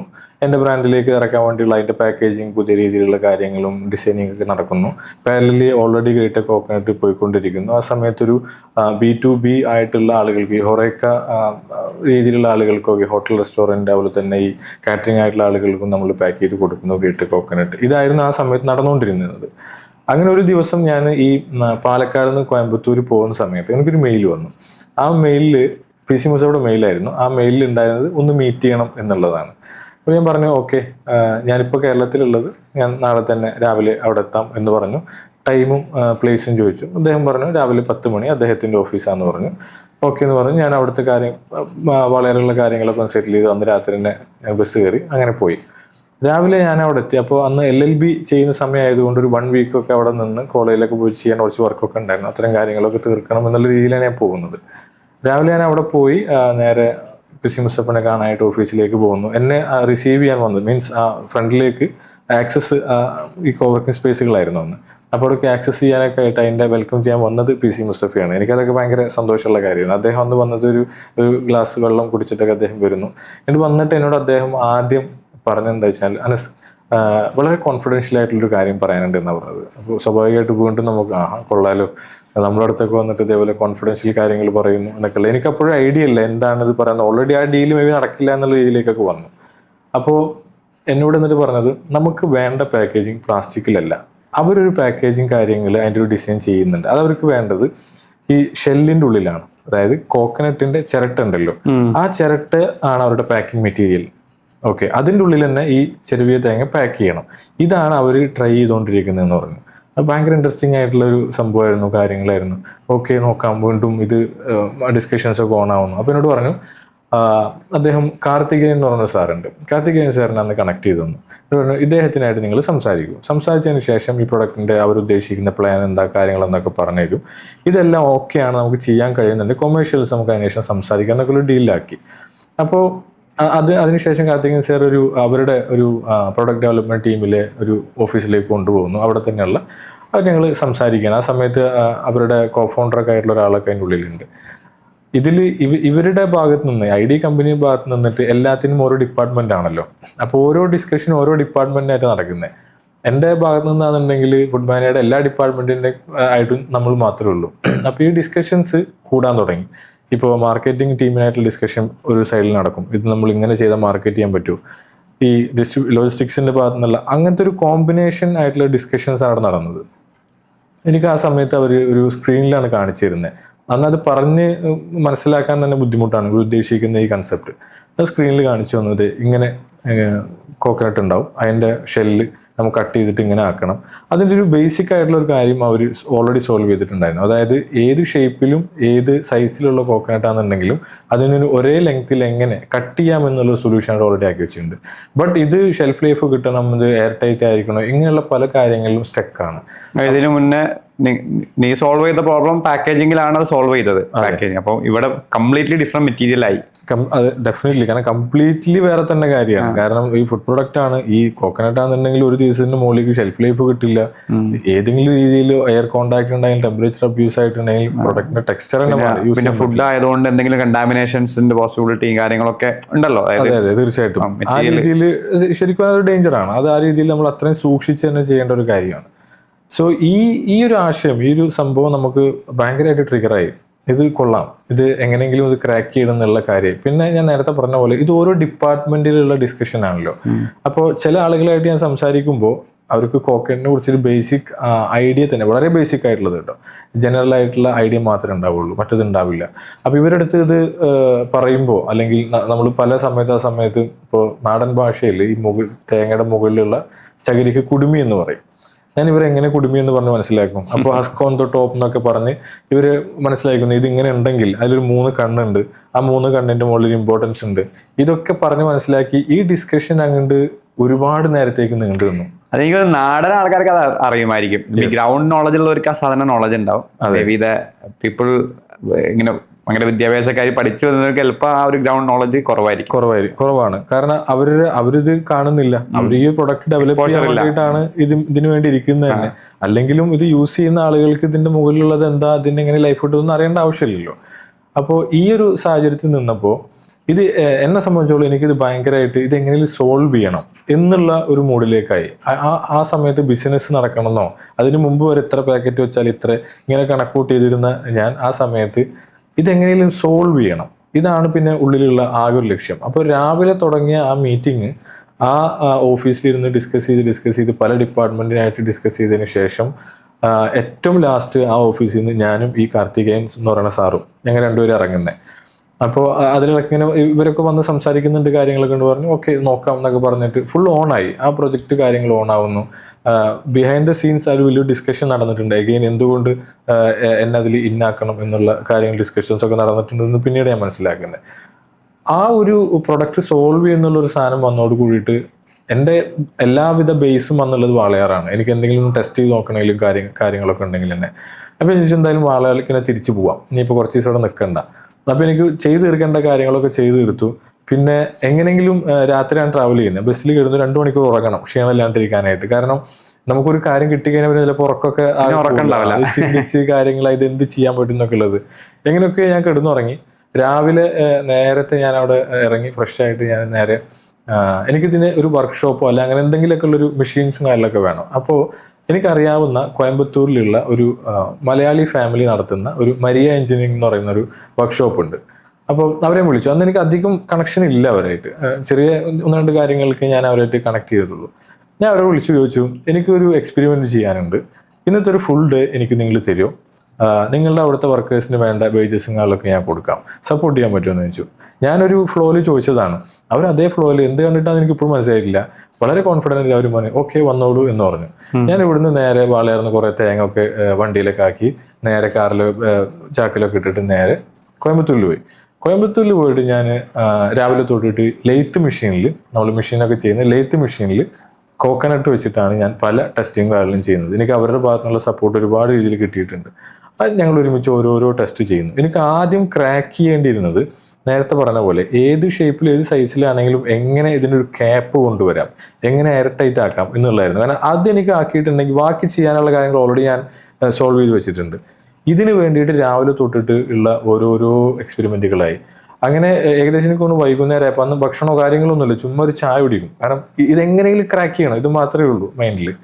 ഇത് നേരെ ഒരു വൈകുന്നേരം 4 മണി ആ സമയമൊക്കെ ആയ സമയത്ത് എനിക്കൊരു സൊല്യൂഷൻ കിട്ടി. അതൊരു വുഡൻ മെറ്റീരിയലിലാണ് എനിക്ക് സൊല്യൂഷൻ ചെയ്യാൻ പറ്റിയത്. സൊല്യൂഷൻ കിട്ടി എനിക്ക്, ഞാൻ വളരെ വീണ്ടും സന്തോഷമായി, കാര്യങ്ങളായി. അപ്പോൾ എന്നോട് ഓൾറെഡി തലേ ദിവസത്തെ മീറ്റിങ്ങിൽ പറഞ്ഞിട്ടുണ്ട്, ഇതിന് എന്തെങ്കിലും സൊല്യൂഷൻസ് അനസ് കണ്ടുപിടിക്കാൻ പറ്റുകയെന്നുണ്ടെങ്കിൽ വിളിച്ചാൽ മതി, നമുക്ക് ഇരുന്ന് കാര്യങ്ങളൊക്കെ ചെയ്യാൻ. ഇതിൽ ആക്ച്വലി ഞാൻ ജസ്റ്റ് ഒരു എനിക്ക് കോൺടാക്റ്റിന് വേണ്ടി ചോദിക്കുന്ന, അപ്പം ഈ തേങ്ങയുടെ ഈ ചിരട്ടയിൽ ഒരു ഹോള് ചെയ്തിട്ട് അതിനൊരു ക്യാപ്പ് വെക്കുക എന്നുള്ളതാണോ അതിന്റെ ഒരു ഡയറക്ഷൻ? അതാണോ നിങ്ങളുടെ ഒരു പ്ലാൻ ഉണ്ടായിരുന്നു? ആദ്യം അതായിരുന്നു പ്ലാൻ ഉണ്ടായിരുന്നത്. പക്ഷേ ഈ ക്യാപ്പ് എന്താ വെച്ചാൽ ഇത് എയർ ടൈറ്റ് ആയിട്ടിരിക്കണം. നമുക്കിത് ഒരേ ഷേപ്പിലോ ഒരേ സൈസിലോ കിട്ടുകയാണെന്നുണ്ടെങ്കിൽ പിന്നെയും കുഴപ്പമില്ല. ഇതൊരു നാച്ചുറൽ പ്രോഡക്റ്റ്, നമുക്കൊന്നും പ്രെഡിക്റ്റ് ചെയ്യാൻ പറ്റില്ല. വേറെ വേറെ സൈസ് ആയിരിക്കും ഉണ്ടാവുക. അതേപോലെ നമുക്ക് പ്ലാസ്റ്റിക് ബോട്ടിൽ വെക്കുന്ന പോലെ ക്യാപ്പ് ഒന്നും വെക്കാനും പറ്റില്ല, പ്ലാസ്റ്റിക് യൂസ് ചെയ്യാനും പറ്റില്ല. അത് അവരുടെ പോളിസിക്ക് എതിരാണ്. അപ്പോൾ ഈ എയർ ടൈറ്റ് ആയിട്ടിരിക്കണമെന്ന് മാത്രമല്ല, നമ്മളൊന്ന് ആലോചിച്ചേക്കും, ഒരു സൂപ്പർ മാർക്കറ്റിൽ നമ്മൾ പോകുന്നു, അവിടെ ഇത്തരം പ്രൊഡക്റ്റുകൾ ഇരിക്കുമ്പോൾ ഒരു വൃത്തി, അല്ലെങ്കിൽ ഒരു ഭംഗി വേണമല്ലോ. ഇത് പല ഷേപ്പും പല രീതിയിലൊക്കെയാണ്, ആ ഭംഗി കിട്ടില്ല. അപ്പോൾ ഇങ്ങനെ ഏത് രീതിയിൽ വന്നാലും ഒരേ ഒരു യുണീക്നെസ്, ഈക്വൽ ആയിട്ട് ഇരിക്കുന്ന രീതിയിലേക്ക് എത്തണമെന്നുണ്ടെങ്കിൽ എന്ത് ചെയ്യണം? ഇതൊക്കെയായിരുന്നു ആദ്യം ക്രാക്ക് ചെയ്യേണ്ടിരുന്നത്. സോ ഇതിൻ്റെ ഈ സൊല്യൂഷൻ കിട്ടിയേക്ക് ഞാൻ അവരെ വിളിച്ചു. ഞാൻ എൻ്റെ കാർത്തികേയൻ സാറിനെ വിളിച്ചു, ഞാനിങ്ങനെ സൊല്യൂഷൻ ആക്കിയിട്ടുണ്ട്. അപ്പോൾ അദ്ദേഹം പറഞ്ഞു മീറ്റിങ്ങിലാണെന്ന്. അപ്പോൾ മീറ്റിംഗ് അവിടെയൊക്കെ നടക്കുന്ന മീറ്റിംഗ് പെട്ടെന്ന് കഴിയില്ല എന്ന് എനിക്കറിയാം. കാരണം അതിൻ്റെ തലേ ദിവസം ഒരു ഫുൾ ഡേ മീറ്റിംഗ് കണ്ടക്ട് ചെയ്തിട്ടാണ് വരുന്നത്. അപ്പോൾ ഞാൻ എന്ത് ചെയ്തു, അവിടെ നിന്ന് കുറച്ച് ഫോട്ടോസും വീഡിയോസൊക്കെ, ഇതാണ് സൊല്യൂഷൻ, ഇത് ഇന്ന രീതിയിലാണ് ചെയ്യുന്നതെന്നൊക്കെ കൊണ്ട് വീഡിയോ എടുത്ത് ഞാൻ അയച്ചു കൊടുത്തു. ഞാൻ നേരെ തിരിച്ച് വാളയിലേക്ക് വരികയാണ്. ഞാൻ വീഡിയോ അയച്ചു ഡ്രൈവ് ചെയ്യുന്ന സമയത്ത് എനിക്ക് ഇങ്ങനെ ഫോണിൽ മെസ്സേജുകൾ ഇങ്ങനെ വരുന്നത് കേൾക്കാം. ഞാൻ സൈഡാക്കി നോക്കുമ്പോൾ ആ ഒരു സൊല്യൂഷൻ അത് അവർക്ക് ഇഷ്ടപ്പെട്ടിട്ടുണ്ട്. ഓക്കെ, ഇത് നല്ല സൊല്യൂഷനാണ്, കാര്യങ്ങളായി. അഗെയിൻ എന്നോട് ചോദിച്ചാൽ ഇത് നമുക്ക് കാര്യങ്ങൾ നോക്കാം, നെക്സ്റ്റ് സ്റ്റെപ്പിലേക്ക് നോക്കാം, എന്തായാലും ഒന്ന് വരും, നമുക്ക് ഇരിക്കാന്ന് പറഞ്ഞു. അപ്പോൾ ഞാനിപ്പോൾ ഉള്ളത് ഇവിടെയാണ്, കോയമ്പത്തൂരാണ്, കാര്യമാണ്. അപ്പോൾ അവർ ചിന്തിച്ചിട്ടില്ല ഞാൻ അതിന് വേണ്ടിയിട്ട് വീണ്ടും ഇങ്ങോട്ട് ട്രാവൽ ചെയ്യുമെന്ന് അറിയില്ല. അവർ വിചാരം ഞാനിപ്പോഴും ബാംഗ്ലൂർ ഉണ്ടെന്നാണ്. ഓക്കെ, ഞാൻ വരാമെന്ന് പറഞ്ഞു. അതിന് വീണ്ടും ബാംഗ്ലൂരിലേക്ക് പോകുന്നു, ഡിസ്കഷൻസ് സ്റ്റാർട്ട് ചെയ്യുന്നു. അന്നുണ്ടായിരുന്നത് ഈ സൊല്യൂഷൻ ആയെങ്കിലും ഇത് കോസ്റ്റ്ലിയാണ്. ഈ ഒരു ക്യാപ്പ് ഞാൻ വെക്കണമെങ്കിൽ തന്നെ അന്ന് എനിക്ക് തോന്നുന്നു 50 രൂപയുടെ മുകളിലേക്ക് ആ ക്യാപ്പിന് മാത്രം വരും, അങ്ങനെ ഒരു മാർക്കറ്റിലേക്ക് സ്കെയിൽ ചെയ്ത് പോകുന്ന സമയത്താണെന്നുണ്ടെങ്കിൽ. ബട്ട് അതൊരു വയബിൾ അല്ല. ആകെ പ്രൊഡക്റ്റിന് MRP വരുന്നത് തന്നെ 60 രൂപയാണ്. അപ്പോൾ ആ രീതിയിലേക്ക് പിന്നെ കോസ്റ്റിങ്ങിൽ എങ്ങനെ വർക്ക് ചെയ്യാം, ഈ ഒരു ജേണി ഫുൾ ഫ്ലഡ്ജിൽ അങ്ങോട്ട് സ്റ്റാർട്ട് ചെയ്യാൻ തുടങ്ങി.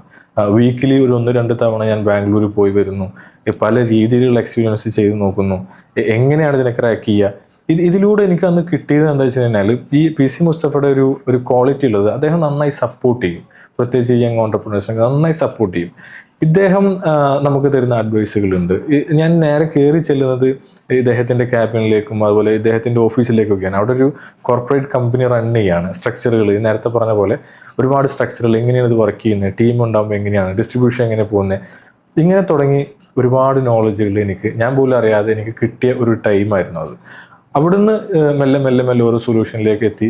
ഇതിനെങ്ങനെ കോസ്റ്റ് കട്ട് ചെയ്യുന്നുള്ളൊരു തോട്ട് നടക്കുന്ന സമയത്ത് ഇത് കണ്ടുപിടിച്ച് നമ്മൾ സൊല്യൂഷൻ ഓക്കെയാണ്, പക്ഷെ നമുക്കിപ്പോൾ ഈ മാർക്കറ്റിൽ സാധനം ഇറക്കണമെങ്കിൽ അതിന്റെ കോസ്റ്റ് കൂടുതലാണ്. അതെ, അപ്പൊ അത് കസ്റ്റമേഴ്സിന് ബിയർ ചെയ്യാനും പറ്റില്ല. നിങ്ങൾക്ക് അത് കോസ്റ്റ് കുറയ്ക്കണം. അതെ, നെക്സ്റ്റ് പ്രോബ്ലം അതായി. അതെ, എനിക്ക് തോന്നുന്നു ഓരോ ഷെൽഫ് ലൈഫ് ആദ്യം സോൾവ് ചെയ്തു, പിന്നെ അതിനുള്ള നമുക്ക് ആ നാച്ചുറൽ മെറ്റീരിയൽസ് ഉപയോഗിച്ചുള്ള പാക്കേജിങ് സോൾവ് ചെയ്തു, നെക്സ്റ്റ് കോസ്റ്റ് ആയി. അതെ, ഓക്കെ. അത് കഴിഞ്ഞപ്പോഴത്തേനും എന്തുണ്ടായെന്ന് വെച്ചിട്ടുണ്ടെങ്കിൽ ഒരു ടീമായി. മുൻപുണ്ടായിരുന്നത് ഫുഡ് മാനിയ ഒരു ID കമ്പനി ഡീല്, അതിൽ നമ്മൾ ആദ്യമേ കൊമേഴ്ഷ്യൽസ് സംസാരിക്കുന്നു, ഇങ്ങനെയായിരുന്നു ഉണ്ടായിരുന്നത്. പിന്നീട് ഒറ്റ ടീമായി. അവരുടെ R&D ടീമിൽ അന്ന് ചന്ദന ജോയ്സ് എന്നൊക്കെ പറയുന്ന ഒരാളുണ്ടായിരുന്നു. ഒക്കെ ബ്രില്യൻ്റ് ആണ്. അവരുടെയൊക്കെ ആശയങ്ങളും കാര്യങ്ങളും, ഒരുപാട് പ്രൊഡക്റ്റിൻ്റെ പിന്നിൽ അവരുടെ ഒരുപാട് സ്റ്റഡീസും കാര്യങ്ങളൊക്കെ ഉണ്ട്. അപ്പോൾ അങ്ങനെ ഇവരുടെ ചന്ദന ജോയ്സ് എന്ന് പറയുന്ന അവരുടെ ടീമുണ്ട്, മുരളി സാറിൻ്റെ ടീമുണ്ട്. ഇങ്ങനെ നമ്മളെല്ലാം ഒരു ടീമായിട്ട് വർക്ക് ചെയ്യാൻ തുടങ്ങി. അപ്പോഴൊന്നും നമ്മൾ കൊമേഴ്ഷ്യൽസ് ഇല്ല. എല്ലാവർക്കും എങ്ങനെയും ഈ ഒരു പ്രൊഡക്റ്റിനെ ഫൈനൽ രൂപത്തിലേക്ക് എത്തിക്കണം, ഇത് ലോഞ്ച് ചെയ്യണം, പ്രോബ്ലം സോൾവ് ചെയ്യാന്നുള്ളൂ. ബാക്കിയുള്ള കാര്യങ്ങളൊക്കെ കഴിഞ്ഞിട്ട് അതെ എന്താണ് എങ്ങനെയാണെന്നൊന്നുമില്ല. അപ്പോൾ പാരലലി എൻ്റെ ബാക്കി അവിടെ നടക്കുന്ന ബിസിനസ് കേരളത്തിലും മറ്റു സ്ഥലത്ത് നടന്നുകൊണ്ടിരിക്കുന്നുണ്ട്. നമ്മൾ ഗ്രേറ്റ് കോക്കട്ട് കൊടുക്കുന്നുണ്ട്, കാര്യങ്ങളെല്ലാം ഉണ്ട്. ഫൈനലി ഇതിനെ ഈ ഒരു കോസ്റ്റ് എങ്ങനെ കട്ട് ചെയ്യാന്നുള്ളത് ചിന്തിക്കുമ്പോൾ ഇതിന് വേറെ എന്തെങ്കിലും മെറ്റീരിയൽ യൂസ് ചെയ്താൽ എന്നുള്ള രീതിയിലേക്ക് തോട്ട് പ്രോസസ്സ് പോയി. അപ്പോൾ ആ സമയത്താണ് ഞാൻ ഒരുപാട് ഇപ്പോൾ ഈ പറയുന്ന നമ്മൾ ഈ തെങ്ങിൽ തന്നെ ഉണ്ടാകുന്ന ഓല ഉണ്ടല്ലോ, ഈ ഓലയുടെ നമ്മൾ നാട്ടിൽ മടൽ എന്നാണ് പറയുക, ആ മടൽ യൂസ് ചെയ്ത് അത് കട്ട് ചെയ്ത് വെച്ചാലോ എന്നൊക്കെ ഉള്ളത്. അപ്പോൾ അതിൽ സ്ട്രിങ്കേജ് വരും. ഇങ്ങനെ വ്യത്യസ്തപരമായ രീതിയിൽ നമ്മൾ പല പല കാര്യങ്ങൾ ചെക്ക് ചെയ്ത് നോക്കാം അവിടെ. അങ്ങനെ എൻ്റെ കോളേജിലുണ്ടായിരുന്ന എൻ്റെ ജൂനിയർ ആയിട്ടുണ്ടായിരുന്ന ഒരു ആളിനോട് ഇങ്ങനെ പറഞ്ഞു, ഇന്ന രീതിയിൽ ഒരു വൈൻ ബോട്ടിലൊക്കെ കാണുന്നൊരു സംഭവം ഉണ്ട്.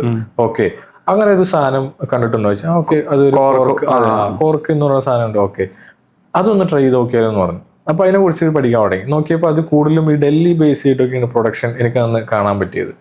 അപ്പോൾ ഓക്കെ ഇവർ വിളിക്കുന്നു, ഒരുപാട് നമ്പറുകളും കാര്യങ്ങളൊക്കെ എടുത്ത് ഡൽഹിയിലത്തെ കമ്പനീസിനൊക്കെ നോക്കുന്നു, നമ്പർ എടുത്ത് ഒരു കമ്പനിയെ കിട്ടി, നേരെ വിളിക്കുന്നു.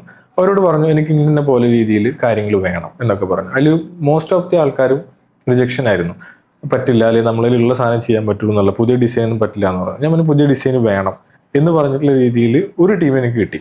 അപ്പോൾ അവരോട് ചോദിച്ചു ഞാൻ പറയുന്ന ഡിസൈനിൽ നിങ്ങൾ ഉണ്ടാക്കി തരുമോ എന്ന് ചോദിച്ചു. ഒരു ഓക്കെ ചെയ്തു തരാമല്ലോ. എനിക്ക് ആദ്യം ഒരു 100 ക്വാണ്ടിറ്റി മതി. ആ ക്വാണ്ടിറ്റി പക്ഷേ എനിക്ക് നാളെ തന്നെ കിട്ടണം, കാരണം എനിക്ക് നാളെ വീണ്ടും മീറ്റിംഗ് ഉണ്ട്, നാളെ എനിക്കത് ചെക്ക് ചെയ്ത് നോക്കി കഴിഞ്ഞാൽ പെട്ടെന്ന് കാര്യങ്ങൾ ചെയ്യാന്നുള്ളതാണ്. അപ്പോൾ അവർ പറഞ്ഞു സംഭവം ഞാൻ ഉണ്ടാക്കി തരുന്നു, പക്ഷെ എനിക്ക് നാളെ എത്തിക്കാൻ പറ്റില്ല, എനിക്ക് ഇവിടുന്ന് ട്രെയിനിന് അയക്കാനേ പറ്റുള്ളൂ എന്ന് പറഞ്ഞു. അപ്പോൾ ഞാൻ പറഞ്ഞു ഓക്കെ നിങ്ങൾ എന്തായാലും ഇത് മാനുഫാക്ചർ ചെയ്ത് നോക്കൂ, അത് അവിടുന്ന് അയക്കാനുള്ള കാര്യങ്ങൾ വേറെന്ത് ചെയ്യാൻ പറ്റും എന്നുള്ള രീതിയിൽ ആലോചിച്ച് തുടങ്ങി. അപ്പോൾ അദ്ദേഹം പറഞ്ഞു ഓക്കെ രാത്രി ഒരു 9 മണിയാകുമ്പോഴത്തേനും ഞാനത് മാനുഫാക്ചർ ചെയ്ത് വെച്ചോണ്ടെന്ന് പറഞ്ഞു. അങ്ങനെ അഗെയിൻ അവിടെ ആരാണ് ഡൽഹിയിലുള്ളത് എന്ന് ചിന്തിച്ചു തുടങ്ങിയപ്പോഴാണ് എൻ്റെ ആദ്യത്തെ കോളേജിൽ വിദ്യാ കോളേജിൽ ഉണ്ടായിരുന്ന ഒരു സുഹൃത്തുണ്ട് നജീബ് എന്ന് പറഞ്ഞിട്ട്. അപ്പോൾ അദ്ദേഹം അന്ന് അവിടെ വർക്ക് ചെയ്യുന്നുണ്ട്. ഞാൻ അദ്ദേഹത്തിനെ വിളിച്ചു, ഞാൻ കാര്യങ്ങൾ പറഞ്ഞു ഇങ്ങനെയൊക്കെ ഉണ്ട്, നിങ്ങൾ ഈ രീതിയിൽ എന്നൊന്ന് ഹെൽപ്പ് ചെയ്യണം. കാരണം അദ്ദേഹം ഈ സൗദിയിലൊക്കെ പോകുന്നുണ്ട്, അദ്ദേഹത്തിന് ഈ പറഞ്ഞ രീതിയിൽ ഫ്ലൈറ്റ് കാര്യങ്ങളൊക്കെ എക്സ്പീരിയൻസ് ഉണ്ടല്ലോ. അപ്പോൾ എനിക്കിത് നാളെ തന്നെ കിട്ടണം എന്നുണ്ടെങ്കിൽ എനിക്കിത് ഫ്ലൈറ്റിൽ തന്നെ അയക്കണം, അല്ലാതെ എനിക്കത് കിട്ടില്ല. ഞാൻ പറഞ്ഞു ഈ രീതിയിൽ നിങ്ങളൊന്ന് അയക്കും, ഞാൻ അവിടെ ഒരു ലോജിസ്റ്റിക്സ് ടീമിനായിട്ട് കണക്ട് ചെയ്തിട്ടുണ്ട്, നിങ്ങൾ ഇത് ഇവിടെ നിന്ന് എടുത്തിട്ട് അവിടെ കൊണ്ട് കൊടുത്താൽ മതി എന്ന് പറഞ്ഞു. ഓക്കെ എന്ന് പറഞ്ഞു. അപ്പോൾ ആ സമയപ്പോൾ ആളത് എടുത്തു, നേരെ പോയി. ഈ ടീമിൻ്റെ അടുത്ത്, ഈ ലോജിസ്റ്റിക്സ് ടീമിൻ്റെ അടുത്ത് പോയപ്പോൾ നജീബിനോട് പറഞ്ഞു എനിക്ക് ഇവരിലൊരു കോൺഫിഡൻസ് ഇല്ല, ഞാൻ വേറെ രീതിയിൽ ചെയ്യട്ടെ. ഞാൻ അപ്പോൾ ഓക്കെ ഫൈൻ നിങ്ങൾ ചെയ്തോളൂ. പിള്ളേർ ഓണർഷിപ്പ് ഒക്കെ എടുത്തിട്ട് ഓണർഷിപ്പ് എടുത്തു. ആളുടെ ഡെഡിക്കേഷൻ എനിക്ക് നന്നായിട്ട് ഇഷ്ടപ്പെട്ടു. അതൊരു വലിയ പോയിന്റ് ആയിരുന്നു പിന്നീടുള്ള എൻ്റെ ജേണിയിൽ. അത് എന്നോട് പറഞ്ഞു ഓക്കെ ഞാൻ ഇതിനെ അയച്ചുതരാമെന്ന് പറഞ്ഞു. ഇത് കഴിഞ്ഞ് ഇദ്ദേഹം കണ്ടുപിടിച്ച ഒരു ടീമിനെ വെച്ചിട്ട് ഇത് അയച്ചു. ഓക്കെ ഞാൻ അന്ന് രാത്രി അഗെയിൻ ബാംഗ്ലൂരിലേക്ക് കയറുന്നു. ത്രൂ ഔട്ട് ഈ സാധനം എൻ്റെ കയ്യിൽ കിട്ടുന്നത് വരെ, ഈ ഡിസൈൻ ചെയ്ത കോർക്ക് എൻ്റെ കയ്യിൽ കിട്ടുന്നവരെ നജീബ് എന്നെ കണ്ടിന്യൂസ് ആയിട്ട് കോൾ ചെയ്ത് ഫോളോ അപ്പ് എടുക്കുന്നുണ്ട്, കിട്ടിയോ മേടിച്ചോ എന്നുള്ളതൊക്കെ. യെസ് അത് കിട്ടി, കാര്യങ്ങളായി. ഞാൻ ഐഡിയനായിട്ട് വീണ്ടും മീറ്റിങ്ങിന് ഇരിക്കുമ്പോൾ പറഞ്ഞത് ഇങ്ങനൊരു സംഭവം ഉണ്ട്, സൊല്യൂഷൻ ഉണ്ട്. നൈസ് കൊള്ളാം, ഇത് എങ്ങനെയാണ് കാര്യങ്ങൾ പറഞ്ഞു. ഇത് ഡൽഹിയിലാണ് ഇപ്പോൾ ഉണ്ടാക്കുന്നത്. ഓക്കെ അപ്പോൾ പറഞ്ഞു ഓൾറെഡി ഞാനത് ഇങ്ങോട്ട് കൊടുത്തിട്ടുണ്ട്, ഇവിടെ ബാംഗ്ലൂരിൽ എത്തിയിട്ടുണ്ട് എന്ന് പറഞ്ഞിട്ട് അഗെയിൻ ആ ഡിസ്കഷൻ വേറെ തന്നെ രീതിയിലേക്ക് പോകുന്നു, കോസ്റ്റ് കട്ടിങ്ങിലേക്കും കാര്യങ്ങളൊക്കെ വരുന്നു. അന്ന് അതിന് 50 രൂപ ഉണ്ടായിരുന്ന സംഭവത്തിന് നമ്മളൊരു 10-11 രൂപയിലേക്ക് എത്തിക്കാൻ പറ്റി നമുക്ക്. അങ്ങനെ വീണ്ടും ആ പ്രൊഡക്റ്റിലേക്ക് ഇൻഡെപ്ത് നമ്മൾ മാർക്കറ്റിലേക്ക് ഇറക്കുന്ന രീതിയിലേക്ക് കാര്യങ്ങൾ ഡിസ്കഷൻസ് വന്നു തുടങ്ങി. എങ്ങനെ പ്രൊഡക്ഷൻ ചെയ്യാം, പാക്കേജിങ്ങും കൈൻഡ് ഓഫ് സോൾവ് ആയി. 100 യൂണിറ്റ് 10-11 രൂപ എന്ന് പറയുമ്പോൾ വീണ്ടും വോളിയത്തിൽ കുറച്ചും കൂടി നിങ്ങൾക്ക് അത് കുറയ്ക്കാൻ പറ്റും. അതന്നെയായിരുന്നു അന്നുണ്ടായിരുന്ന തോട്ട് പ്രോസസ്, അങ്ങനെ തന്നെയായിരുന്നു. അതിനുശേഷം പിന്നീട് പ്രൊഡക്ഷൻ ചെയ്യുന്നതായി. ഇങ്ങനെ സ്റ്റെപ്പ് ബൈ സ്റ്റെപ്പാണ് ഓരോ കാര്യങ്ങൾ വന്നു തുടങ്ങിയത്. പ്രൊഡക്ഷൻ ചെയ്യുന്ന രീതിയിലേക്ക് എത്തിയേക്ക് കൊമേഴ്ഷ്യൽസ് എങ്ങനെ, നമ്മൾ ഡീൽ എങ്ങനെയാണ് എന്നുള്ള രീതിയിലേക്കൊക്കെ ഡിസ്കഷൻസ് വന്നു. ആ സമയത്ത് നമ്മൾ നല്ലൊരു ഡീൽ അങ്ങോട്ടും ഇങ്ങോട്ടും വെച്ചു. നമുക്ക് ബാംഗ്ലൂരിൽ തന്നെ പ്രൊഡക്ഷൻ വേണം, നമുക്ക് 2 സ്ഥലത്ത് നിന്ന് ചെയ്യാൻ പറ്റുള്ളൂ. നമ്മൾ ബേസുള്ളത് ഫുഡ്മാനിയുടെ ബേസുള്ളത് വാളയാറാണ്. അപ്പോൾ അവിടുന്ന് ഓൾമോസ്റ്റ് ഒരു പകുതി പ്രോസസ്സ് കഴിഞ്ഞിട്ടാണ് ഇങ്ങോട്ട് വരുന്നത്, ബാംഗ്ലൂരിലേക്ക് വരും. ബാംഗ്ലൂരിൽ അതിൻ്റെ ബാക്കി പ്രോസസ്സ് ചെയ്ത് ഫൈനലാക്കിയിട്ട് പോകും. അപ്പോൾ ബാംഗ്ലൂരിൽ നമുക്കൊരു പ്രൊഡക്ഷൻ യൂണിറ്റ് ഒക്കെ വേണം. അപ്പോൾ എനിക്ക് ID ഫ്രഷിൻ്റെ കമ്പനിയുടെ ഉള്ളിൽ തന്നെ അവരുടെ മാനുഫാക്ചറിങ് യൂണിറ്റിൽ തന്നെ സ്പേസ് ഒക്കെ തന്നിട്ട് ഫുഡ്മാനിയുടെ പ്രൊഡക്ഷൻ നമ്മൾ അവിടെ ചെയ്തു. അങ്ങനത്തെ ഡീലൊക്കെ വളരെ റെയറാണ് നടക്കാറുള്ളത്. അത്രയും സപ്പോർട്ടീവായിട്ട്, അതെ അത്രയും സപ്പോർട്ട് വന്നു. ഇതൊരു വിൻ ആണല്ലോ. അപ്പോൾ അതിൽ നമ്മൾ അടുത്തൊരു ഡീൽ ഉണ്ടായിരുന്നത് നമ്മുടെ പേരും അതിൽ പ്രൊക്യൂർഡ് ഫ്രം ഫുഡ്മാനിയ എന്നുള്ള രീതിയിൽ ഉണ്ടാവും, മാർക്കറ്റ് ചെയ്യുന്നത് ID ഫ്രഷ് ആണെന്നുള്ള ഡീലുകൾ വരുന്നു. ഇതിലെങ്ങനെയാണ് നമ്മുടെ കൊമേഴ്ഷ്യൽസ് എങ്ങനെയൊക്കെ ഉണ്ടാവുന്നത്, പ്രോഫിറ്റ് ഷെയറിംഗ് ആണോ, ഇങ്ങനെയുള്ള ഓരോ കാര്യങ്ങളും അതിനുശേഷം നമ്മൾ ഡിസ്കസ് ചെയ്ത് ഫൈനലൈസ് ചെയ്തിട്ട് നമ്മൾ മാർക്കറ്റിൽ പ്രൊഡക്റ്റ് ലോഞ്ച് ചെയ്തു. അതിനുശേഷമാണ് പിന്നീടൊക്കെയാണ് ശരിക്കും പറഞ്ഞാൽ നമ്മൾ അതിൻ്റെ ഒരു ഭംഗി മനസ്സിലാക്കുന്നത്. കാരണം വെച്ചാൽ ആ രീതിയിലുള്ള പ്രൊഡക്റ്റ് മാർക്കറ്റിൽ ഇല്ലായിരുന്നു. അത് ഒരു മാഗസിനിലൊക്കെ വന്നിട്ടുണ്ടായിരുന്നു, ഞാനും അത് കണ്ടിട്ടുണ്ട്. പക്ഷെ അതൊരിക്കലും അത് കാണുന്ന സമയത്ത് അതിന്റെ പിന്നിൽ അനസാണെന്നോ അല്ലെങ്കിൽ എങ്ങനെ കേരളത്തിലുള്ള ഒരു കമ്പനി അത് ഇൻവോൾവ് ആയിട്ടുള്ളൊന്നും ഞാൻ അറിഞ്ഞിട്ടില്ല. ID ഒരു പ്രൊഡക്റ്റ് ഇറക്കിയിട്ടുണ്ട്, പക്ഷെ അതൊരു എനിക്ക് തോന്നുന്നു എൻ്റെ ഫോട്ടോസ് ഞാൻ വേണമെങ്കിൽ ഇതിലിങ്ങനെ ആഡ് ചെയ്യാം. എനിക്ക് തോന്നുന്നു ആ സമയത്ത് തന്നെ അവർ ഗേറ്റഡ് കോക്കനട്ടും ചെയ്തിട്ട് പിന്നെ ഒന്ന് ടെൻഡർ കോക്കനട്ടും ചെയ്തിട്ടും തോന്നുന്നു. അത് രണ്ടും ഒരേ സമയത്തൊക്കെ ലോഞ്ച് ചെയ്ത പോലെ എനിക്ക് ഫീൽ ചെയ്യുന്നത്. അതെ അത് രണ്ടും ഒരുമിച്ച് ലോഞ്ച് ചെയ്തത്. ഞാൻ അങ്ങനെ തന്നെയാണ് അത് വായിച്ചതും, എനിക്ക് ഓർമ്മയുണ്ട്. സോ അങ്ങനെ ആ പ്രൊഡക്റ്റ് ലോഞ്ചായി നല്ല രീതിയിൽ മുന്നോട്ട് പോകുന്നു. നമുക്ക് ഒരുപാട് എക്സ്പോഷർ കിട്ടുന്നു പ്രൊഡക്റ്റ് മാനുഫാക്ചറിങ്ങിലും, അതുപോലെ പല ഈ ഇൻഡസ്ട്രിയുമായി ബന്ധപ്പെട്ട കാര്യങ്ങളിൽ എക്സ്പോഷർ കിട്ടുന്നു. അങ്ങനെ ഇരിക്കുന്ന സമയത്ത് ഒരു ഭാഗത്ത് ഈ ബിസിനസ്സിൻ്റെ ഭാഗത്ത് ഉണ്ടായത് ഒരു കൊറോണ വരുന്ന സമയം കാര്യങ്ങളൊക്കെ വന്നിട്ട് കോർ പ്രൊഡക്റ്റിനെ ഫോക്കസ് ചെയ്യുന്ന രീതിയിലേക്കൊക്കെ വന്നിട്ട് അതങ്ങനെ ഒന്ന് സ്ലോ ഡൗൺ ചെയ്യുന്ന രീതിയിലേക്ക് വീണ്ടും വരുന്നു. പിന്നീട് വീണ്ടും അത് നമ്മൾ പ്രൊഡക്റ്റ് കാര്യങ്ങളായിട്ട് മുന്നോട്ട് പോകുന്നു. ഇങ്ങനെ രീതിയിലാണ് ആ ബിസിനസ് പോയിരുന്നത്. പാരലലി ഈ പറയുന്ന എൻ്റെ ഫ്രോസൺ ആയിട്ട് ഞാൻ ചെയ്തിരുന്ന ബിസിനസ്സിന് നേരെ B2B മാത്രമാക്കുന്നു. കാരണം അല്ലാതെ റീറ്റെയിൽ കസ്റ്റമേഴ്സിന് ഓൾറെഡി ഈ പ്രൊഡക്റ്റ് ഉണ്ടല്ലോ. ഇങ്ങനെയുള്ള മാറ്റങ്ങളൊക്കെ നമ്മൾ മാർക്കറ്റിൽ കൊണ്ടുവരികയും കാര്യങ്ങളൊക്കെ ചെയ്തു. ഇതായിരുന്നു ആ ഐഡിയയുമായിട്ടുള്ള ജേണിയും കാര്യങ്ങളൊക്കെ ഉണ്ടായിട്ടുണ്ടായിരുന്നത്. അങ്ങനെ നിങ്ങൾക്ക് ഒരു നല്ല കമ്പനിയായി, നല്ല പ്രൊഡക്റ്റായി, നല്ലൊരു പാർട്ട്ണർഷിപ്പുമായി, മാർക്കറ്റിൽ അത്യാവശ്യം ഡിസ്ട്രിബ്യൂഷനുമായി. ഇതെല്ലാം കഴിഞ്ഞിട്ട് ഫുഡ്മാനിയോട് ഒരു വാട്ട് നെക്സ്റ്റ്, എന്തായിരുന്നു ഒരു നെക്സ്റ്റ് ഡയറക്ഷൻ? ഇതിന് പാരലലി ആയിട്ട് നടന്നിരുന്ന കാര്യങ്ങളുണ്ടായിരുന്നു. അതായത് വേറെ പുതിയ പ്രൊഡക്റ്റുകൾ എന്തൊക്കെ ലോഞ്ച് ചെയ്യാൻ പറ്റും നോക്കിയിരുന്നു. നമ്മളൊരു ബനാന ചിപ്സിൻ്റെയും ജാക്ക് ഫ്രൂട്ട് ചിപ്സിൻ്റെയും കോമ്പിനേഷൻ ആയിട്ടുള്ള ഒരു പാക്കേജിങ് മാത്രമായിരുന്നു അതിലുണ്ടായിരുന്നത്. നമുക്ക് ഒരു പാക്കറ്റ് മേടിച്ചത് രണ്ടും ഉണ്ടാവും. ഓക്കെ, അത് രണ്ടും രണ്ട് രീതിയിൽ തന്നെ പാക്ക് ചെയ്തിട്ടുള്ള ഒരു അങ്ങനെ ഡിഫറെൻ്റ് ആയിട്ട് പല കാര്യങ്ങൾ നമ്മൾ മാർക്കറ്റിലേക്ക് ഇറക്കുന്നു. ഒരുപാട് ചലഞ്ചസ് വേറെ നമ്മൾ ഇതിനിടയ്ക്ക് ഫേസ് ചെയ്യുന്നുണ്ട്. ഈ ഒരു ജേണി അങ്ങനെ പോയിക്കൊണ്ടിരിക്കുന്നുണ്ട്. അതിൽ നെക്സ്റ്റ് ഒരു മൈൽ സ്റ്റോൺ എന്നുള്ള രീതിയിൽ നമുക്ക് വന്നത് ഈ ഗ്രേറ്റർ കോക്കനട്ട് യൂസ് ചെയ്തിട്ട് തന്നെ നമുക്ക് വേറെ എന്ത് പ്രൊഡക്റ്റ് ലോഞ്ച് ചെയ്യാൻ പറ്റും എന്നുള്ള ഒരു കാര്യം ആലോചിക്കാൻ തുടങ്ങി. കാരണം അതിൽ എൻ്റെ മെയിൻ പ്രൊഡക്ഷൻ നടക്കുന്നത് ഒരു ഗ്രേറ്റിംഗ് എന്ന് പറയുന്നൊരു മേജറായിട്ട് നടക്കുന്നുണ്ട് അവിടെ. അതിൻ്റെ കണ്ടിന്യൂസ് ആകുമ്പോൾ നമുക്കൊരു പ്രൊഡക്ഷൻ യൂണിറ്റും അതിൻ്റെ ഒരു പ്രോസസ്സും ഡിസൈൻ ചെയ്യുമ്പോൾ ഒന്നും കൂടി നമുക്ക് കോസ്റ്റ് എഫക്റ്റീവ് ആയിരിക്കും. ഓൾറെഡി ആ ഇൻഫ്രാസ്ട്രക്ചർ അവിടെ ഉണ്ട്. യെസ്. അപ്പോൾ അത് വെച്ചിട്ട് എന്തെങ്കിലും ചെയ്യാൻ പറ്റുമോ എന്നുള്ള രീതിയിലേക്ക് കുറേ ട്രൈ ചെയ്തു. പാരലലി മറ്റു പല പ്രൊഡക്റ്റുകളും നമ്മൾ ട്രൈ ചെയ്തിട്ടുണ്ടായിരുന്നു. അപ്പോൾ അതിൽ കുറേയൊക്കെ നമ്മൾ R&D ചെയ്യും, ട്രയൽ എൻട്രി ചെയ്യും, അത് ഫെയിലാവും. ഇങ്ങനെ ഉണ്ടായിരുന്നു. കുറേ സ്വീറ്റ്സിൻ്റെ കാര്യങ്ങളൊക്കെ നോക്കിയിട്ടുണ്ടായിരുന്നു. പക്ഷേ എന്തെങ്കിലും പുതുമ വേണമല്ലോ. നമ്മൾ അപ്പത്തിനും എത്തി നിന്നിരുന്നത് നമ്മൾ ഇറക്കുന്ന പ്രൊഡക്റ്റിൽ ഒന്നെങ്കിൽ ആ പ്രൊഡക്റ്റ് ഇന്നോവേറ്റീവ് ആയിരിക്കും, അല്ലെങ്കിൽ അതിൻ്റെ പാക്കേജിങ് ഇന്നോവേറ്റീവ് ആയിരിക്കും, എന്തെങ്കിലും ഒരു പുതുമ. ഇതായിരുന്നു നമ്മളന്ന് ഫോക്കസ് ചെയ്തിട്ടുണ്ടായിരുന്ന മറ്റൊരു കാര്യം. അങ്ങനെ ഈ പ്രൊഡക്റ്റിൻ്റെ ഒരു ഹണ്ടിങ്ങിൻ്റെ സമയത്ത് വാളയാറിൽ എൻ്റെ അവിടെ ഞാൻ നേരത്തെ പറഞ്ഞ ഞാൻ എടുത്ത റൂമിൻ്റെ ഒക്കെ ബിൽഡിംഗ് ഓണറൊക്കെ ആയിട്ടുള്ള സാദിഖ് എന്ന് പറയുന്ന ഒരാളുണ്ട്. ആൾ വളരെ ഇൻട്രസ്റ്റിംഗ് ആയിട്ടുള്ള ഒരു ക്യാരക്ടറാണ്. അപ്പോൾ അദ്ദേഹം അന്ന് അവിടെ ചെറിയൊരു റെസ്റ്റോറൻറ്റ് നടത്തിയിരുന്നു. അപ്പോൾ ഞാൻ എൻ്റെ വർക്കുകളൊക്കെ കഴിഞ്ഞിട്ട് നേരെ അവിടെ പോയി ഒന്ന് ചായ കുടിച്ച് വർത്താനൊക്കെ പറയുന്ന ഒരു സ്ഥിരം ഡെയിലി ഞാൻ ചെയ്യുന്നൊരു കാര്യമാണ്. അപ്പോൾ അങ്ങനെ ചെയ്യുന്ന സമയത്ത് ഇദ്ദേഹം ഇതേപോലെ പല പല എക്സ്പെരിമെൻറ്റും ചെയ്യുന്ന ആളൊരു പക്ക ഇൻട്രസ്റ്റിംഗ് ക്യാരക്ടറാണ്. ആൾ ചെയ്യുന്ന ഉണ്ടാക്കുന്ന കാര്യങ്ങൾ ഇതൊക്കെ വേറെ തന്നെ നമ്മൾ ചിന്തിക്കില്ല. ചിലപ്പോൾ ഒരു ഉപ്പേരിയൊക്കെ ഉണ്ടെങ്കിൽ അതിനെടുത്തിട്ട് എന്തെങ്കിലും വേറെ പ്രൊഡക്റ്റ് ആക്കും. ഇങ്ങനെയൊക്കെയുള്ള രീതിയിൽ ആൾ ചെയ്യുന്നുണ്ടായിരുന്നു. അപ്പോൾ ഞാൻ ഒരു ദിവസം ഇതേപോലെ ഇങ്ങനെ ചായ കുടിച്ചുകൊണ്ടിരിക്കുന്ന സമയത്ത് ഇദ്ദേഹം അവിടെ ഒരു കുക്ക് ചെയ്യുന്നുണ്ട്. അപ്പോൾ ഞാൻ ചോദിച്ചാൽ എന്താ കുക്ക് ചെയ്യുന്നത് വെച്ചേക്ക് പറഞ്ഞ് ചോറാണ് ഇദ്ദേഹം ഈ ചട്ടിയിലിട്ടിട്ട് എന്തൊക്കെയോ ചെയ്യുന്നുണ്ട്. എന്താണ് ചോറ് കൊണ്ട് എന്താ ചെയ്യുന്നത് പറഞ്ഞാൽ ഞാൻ ചോറ് കൊണ്ട് അച്ചാർ ഉണ്ടാക്കാൻ പറ്റുമെന്ന് നോക്കി നോക്കുകയാണ്. കാരണം ചുമ്മാ അദ്ദേഹം തന്നെ ടെസ്റ്റ് ചെയ്യും, നമ്മളൊക്കെ ഇടയ്ക്ക് കഴിച്ചു നോക്കും, ഇതൊക്കെ ചെയ്യും. ആ സമയത്താണ് എഗെയിൻ ഓക്കെ ചോറ് കൊണ്ട് അച്ചാർ ഉണ്ടാക്കുന്നു, അങ്ങനെയാണെങ്കിൽ ഈ ഗ്രേറ്റർ കോക്കനട്ട് എന്തുകൊണ്ട് നമുക്ക് അച്ചാർ ഉണ്ടാക്കി നോക്കിക്കൂടാ എന്നുള്ളൊരു ചിന്ത വരുന്ന ആ സമയത്താണ്. ഞാൻ പറഞ്ഞു ഓക്കെ കൊള്ളാം, നമുക്ക് തേങ്ങ ചെറിയ കൊണ്ട് അച്ചാർ ഉണ്ടാക്കി നോക്കിയാലോ എന്ന് പറയുന്നു. ഓക്കെ ട്രൈ ചെയ്ത് നോക്കാം എന്ന് പറഞ്ഞിട്ട് അന്ന് അവിടുത്തെ രാത്രി മറ്റേ ഈ ഹോട്ടലിലെ വർക്കുകളും കാര്യങ്ങളൊക്കെ കഴിഞ്ഞിട്ട് ഞങ്ങൾ തേങ്ങ ചിരകിയതൊക്കെ കൊണ്ടുവരുന്നു. എന്നിട്ട് ഞങ്ങൾ അച്ചാറൊക്കെ ഉണ്ടാക്കി നോക്കി. അന്നൊരു ലിക്വിഡ് ഫോമാറ്റിലേക്കാണ് അത് വന്നത്. പക്ഷേ നല്ല രസമുണ്ടായിരുന്നു ഞങ്ങൾ ഉണ്ടാക്കി നോക്കിയപ്പോൾ. ഇത് കഴിഞ്ഞ് ഇതിനെ ഓക്കെ മാർക്കറ്റിലേക്ക് എത്തിക്കുന്ന രൂപത്തിലേക്ക് വരണം. അപ്പോൾ ഇതിനും ഒരു പ്രൊഡക്റ്റ് ആയല്ലോ. കോക്കനട്ട് പിക്കിൾ എന്നുള്ളത് വരുന്നു മാർക്കറ്റിൽ. അങ്ങനെ ഗ്രേറ്റ് ചെയ്ത ഫോമിൽ കോക്കനട്ട് പിക്കിൾ ഇല്ല. അതിലൊരു ഇൻട്രസ്റ്റിംഗ് ഒരു കാര്യമുണ്ടെന്ന് തോന്നുന്നു. ഇനി ഇതിനെ എങ്ങനെ മാർക്കറ്റിലേക്ക് എത്തിക്കുന്ന രൂപത്തിലേക്ക് എന്നുള്ള കാര്യങ്ങളെ കുറിച്ച് പഠിക്കുന്നു, R&D ചെയ്യുന്നു, ഷെൽഫ് ലൈഫ് ചെയ്യുന്നു. ഇങ്ങനെയുള്ള ആ ഹോൾ പ്രോസസ്സ് സെയിം പ്രോസസ്സ് കൊണ്ട് റിപ്പീറ്റ്. യെസ് അതൊരു ജേണിയാണ്. അതിലിടയ്ക്ക് ഒരുപാട് നമ്മൾ ചലഞ്ചസ് ഫേസ് ചെയ്യും, പല സ്ഥലത്ത് സ്റ്റക്ക് ആവും. ഇങ്ങനെയുള്ള ഒരു ജേണി പോവുക. ഇത് ചെയ്തിട്ട് അഗൈൻ ഇതിനെനിക്ക് ഒരു ഒന്നും കൂടി ഒരു തിക്ക് ഫോമിലേക്ക് എത്തിക്കണം എന്നുള്ളത് വന്നു. അങ്ങനെ അതിനു വേണ്ടി ഞാൻ എൻ്റെ ഉമ്മയുടെ ഹെൽപ്പ് എടുത്തു. എൻ്റെ ഉമ്മ നന്നായി കുക്ക് ചെയ്യും. അപ്പോൾ അതുകൊണ്ട് തന്നെ ഉമ്മയുടെ അടുത്ത് പോയിട്ട് പറയാം എനിക്കിതെല്ലാം ഒരു തിക്ക് ഫോമിലേക്ക് ആക്കി തരണം. ഓക്കെ അതിനെന്താ ചെയ്യാന്ന് പറയുന്നത്. അപ്പോൾ ഞാനും ഇങ്ങോട്ട് ഒരു സത്യം പല വീട്ടിൽ എക്സ്പെരിമെൻ്റ് കാര്യങ്ങളൊക്കെ ചെയ്ത് നോക്കുന്നു. അങ്ങനെ അതിനൊരു തിക്ക് ഫോമാറ്റിലേക്ക് എത്തി. ഇതെല്ലാം പൗഡർ ഫോമിലേക്ക് എത്തണം ഉള്ള രീതിയിലേക്ക് കൊണ്ടുവന്നു. ഇതൊക്കെ സോൾവ് ചെയ്യാനായിട്ട് ഉമ്മയുടെ ഹെൽപ്പ് എടുത്തു. ഇതെല്ലാം കഴിഞ്ഞേക്ക് ഒരു ഫൈനൽ പ്രൊഡക്റ്റിൻ്റെ ടെക്സ്ചർ കംപ്ലീറ്റ് ചെയ്തു. പിന്നെ അതിൻ്റെ പാക്കേജിങ്ങിലും കാര്യങ്ങളൊക്കെ ആയിരുന്നു. കാര്യം നേരത്തെ പറഞ്ഞ പോലെ പാക്കേജിങ് ഇമ്പോർട്ടൻ്റാണ്. നമ്മൾ ഞാൻ പലപ്പോഴും പല സ്ഥലത്തും പറയാറുണ്ട്. അതായത് നമ്മുടെ കയ്യിൽ ചിലപ്പോൾ ഒരു ആശയം ഉണ്ടാവും, അല്ലെങ്കിൽ നമ്മളൊരു പ്രൊഡക്റ്റ് ഉണ്ടാവും. ഈ പ്രൊഡക്റ്റ് മേ ബി നാളെ നമ്മുടെ രാജ്യത്തിൻ്റെ GDP-യിൽ തന്നെ അല്ലെങ്കിൽ ലോകത്തിൻ്റെ എക്കോണമിയിൽ തന്നെ മാറ്റിമറിക്കാൻ കപ്പാസിറ്റിയുള്ള പല ആശയങ്ങളും പല ആളുകളുടെ കയ്യിലും ഉണ്ടാവും. ഇത് പ്രോപ്പറായിട്ട് പ്രസൻറ്റ് ചെയ്യാൻ പറ്റിയിട്ടില്ലെങ്കിൽ അതുകൊണ്ട് ഒരു യൂസും ഇല്ല. ചിലപ്പോൾ ആ പ്രൊഡക്റ്റ് ആണെങ്കിൽ നമ്മൾ ഗോഡൗണിലിരിക്കും, ഓറെൽസ് ആ ആശയം ആളുടെ മനസ്സിലിരിക്കും.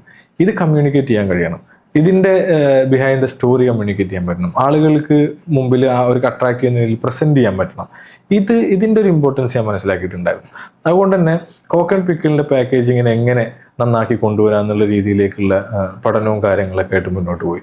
അതിൽ വളരെ ഇൻട്രസ്റ്റിംഗ് ആയിട്ടുള്ള എന്താ വെച്ചാൽ മിക്ക സ്ഥലങ്ങളിലും ഈ കോക്ക് ആൻഡ് പിക്കിൾ അല്ലെങ്കിൽ മൊത്തത്തിൽ പിക്കിൾ എന്ന് പറയുന്ന ഒരു സംഭവം ഗ്ലാസ് ബോട്ടിൽസിലുണ്ടാവുക. ഞാൻ കുറച്ച് ഗ്ലാസ് ബോട്ടിൽസിലൊക്കെ വരുത്തിച്ചു പാക്ക് ചെയ്യാനൊക്കെ ആയിട്ട്. 12 ബോട്ടിൽ വരുത്തിയതിൽ പകുതിയോളം പൊട്ടി. അപ്പോൾ അത് നടക്കില്ല എന്ന് മനസ്സിലായി.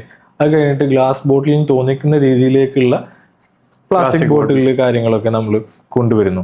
അപ്പോഴും അത് കഴിഞ്ഞ ലേബിൾസ് കാര്യങ്ങൾ വരുന്നു, അതിലൊരു പുതുമയില്ല. ഓക്കെ, അപ്പോൾ പുതുമ എന്ത് കൊണ്ടുവരും എന്നുള്ള ചിന്തിച്ച് നോക്കുമ്പോഴാണ് ഈ മുകളിൽ ഒരു ചാക്ക് പോലെ കെട്ടുന്നത്, ജൂട്ട് എന്നാണ് അതിന് പറയാം. ആ കെട്ടുന്നത് പല സ്ഥലത്തും നമ്മൾ അന്ന് മറ്റേ പിൻട്രസ്റ്റും ഗൂഗിളും ഇതൊക്കെ തന്നെയാണ് നമ്മളെ സ്റ്റാർട്ടിങ് ഇനീഷ്യലി നമ്മൾ റെഫറൻസ് നോക്കുക എങ്ങനെ ചെയ്യാൻ പറ്റും, അങ്ങനെ ഏത് രീതിയിലാണ്. അങ്ങനെ എനിക്ക് വേറൊരു തേനിൻ്റെ പ്രൊഡക്റ്റും ഇതേപോലെ ഈ ജൂട്ട് വെച്ച് കിട്ടിയ ഒരു പ്രൊഡക്റ്റ് ഞാൻ കണ്ടു. അപ്പോൾ ഞാൻ ആ വ്യക്തിയുടെ നമ്പറൊക്കെ എടുത്ത്, അദ്ദേഹം കമ്പനിയൊക്കെ പൂട്ടി പോയിരിക്കണം. അതിനോട് ചോദിച്ചു, നിങ്ങൾ ഇത് എവിടെ നിന്നാണ് ചെയ്തത്, എങ്ങനെ ചെയ്യുന്നൊക്കെ ചോദിച്ചു. അപ്പോൾ അതേപോലെ കൊൽക്കത്ത ബേസ് ചെയ്തിട്ടാണ് ഇത് കുറേ ആളുകൾ ചെയ്യുന്നതെന്ന് പറഞ്ഞു. അപ്പോഴേക്കും ഇതേപോലെ ഗൂഗിളിലും കാര്യങ്ങളിലൊക്കെ നമ്പർ എടുത്തു, കാര്യങ്ങളാക്കി അവിടെയുള്ള കമ്പനീസിനായിട്ട് നമ്മൾ നേരിട്ട് കണ്ടിട്ടില്ല, ഫോണിലൂടെ തന്നെ ഡീൽ ചെയ്യാൻ തുടങ്ങി. എന്നിട്ട് അവരോട് എനിക്ക് വേണ്ട ഷേപ്പിൽ ഇത് കട്ട് ചെയ്ത് സ്റ്റിച്ച് ചെയ്ത് അയച്ചു തരാൻ പറയുന്നു. ഇങ്ങനെ അതും അഗെയിൻ അതിൻ്റെ പിന്നാലെ ഒരുപാട് നടന്ന ഇതിൽ എങ്ങനെയാണ് കോസ്റ്റ് വരുന്നത്, എങ്ങനെ കോസ്റ്റ് കട്ട് ചെയ്യാൻ പറ്റുന്നതൊക്കെ നോക്കി ഇവരെ കോൺടാക്ട് ചെയ്ത് ആ ജൂട്ട് എന്ന് പറയുന്ന രീതിക്ക് ഒരു പാക്കിംഗ് മെറ്റീരിയൽ എത്തുന്നു. ഇങ്ങനെ മൾട്ടിപ്പിൾ സാധനങ്ങൾ കമ്പൈൻ ചെയ്തിട്ട് ഇതിനൊരു ഫൈനൽ ഒരു പാക്കേജിങ്ങിലേക്ക് എത്തിക്കുന്നു. എനിക്ക് തോന്നുന്നു ആ കോക്ക് ആൻഡ് പിക്കിൾ എന്നുള്ളൊരു പ്രൊഡക്റ്റ് അവിടെ യുണീക്കാണ്, ഈ പാക്കേജിങ് എന്നുള്ളത് യുണീക്കാണ്. ഇനി എനിക്ക് എന്തെങ്കിലും ഇനിയും ചെയ്യണം. അപ്പോൾ ഇത് മനുഷ്യൻ്റെ സൈക്കോളജി ഇതിൽ ഇമ്പോർട്ടൻ്റ് ആണ്. ഓക്കെ, അപ്പോൾ ഞാനത് ചെയ്തത് ഒരു വ്യക്തി ഒരു പ്രൊഡക്റ്റ് യൂസ് ചെയ്യുന്ന സമയത്ത് ആൾ സന്തോഷമായിട്ടിരിക്കുന്നുണ്ടെങ്കിൽ അതിൻ്റെ റിസൾട്ട് നമുക്ക് കിട്ടും.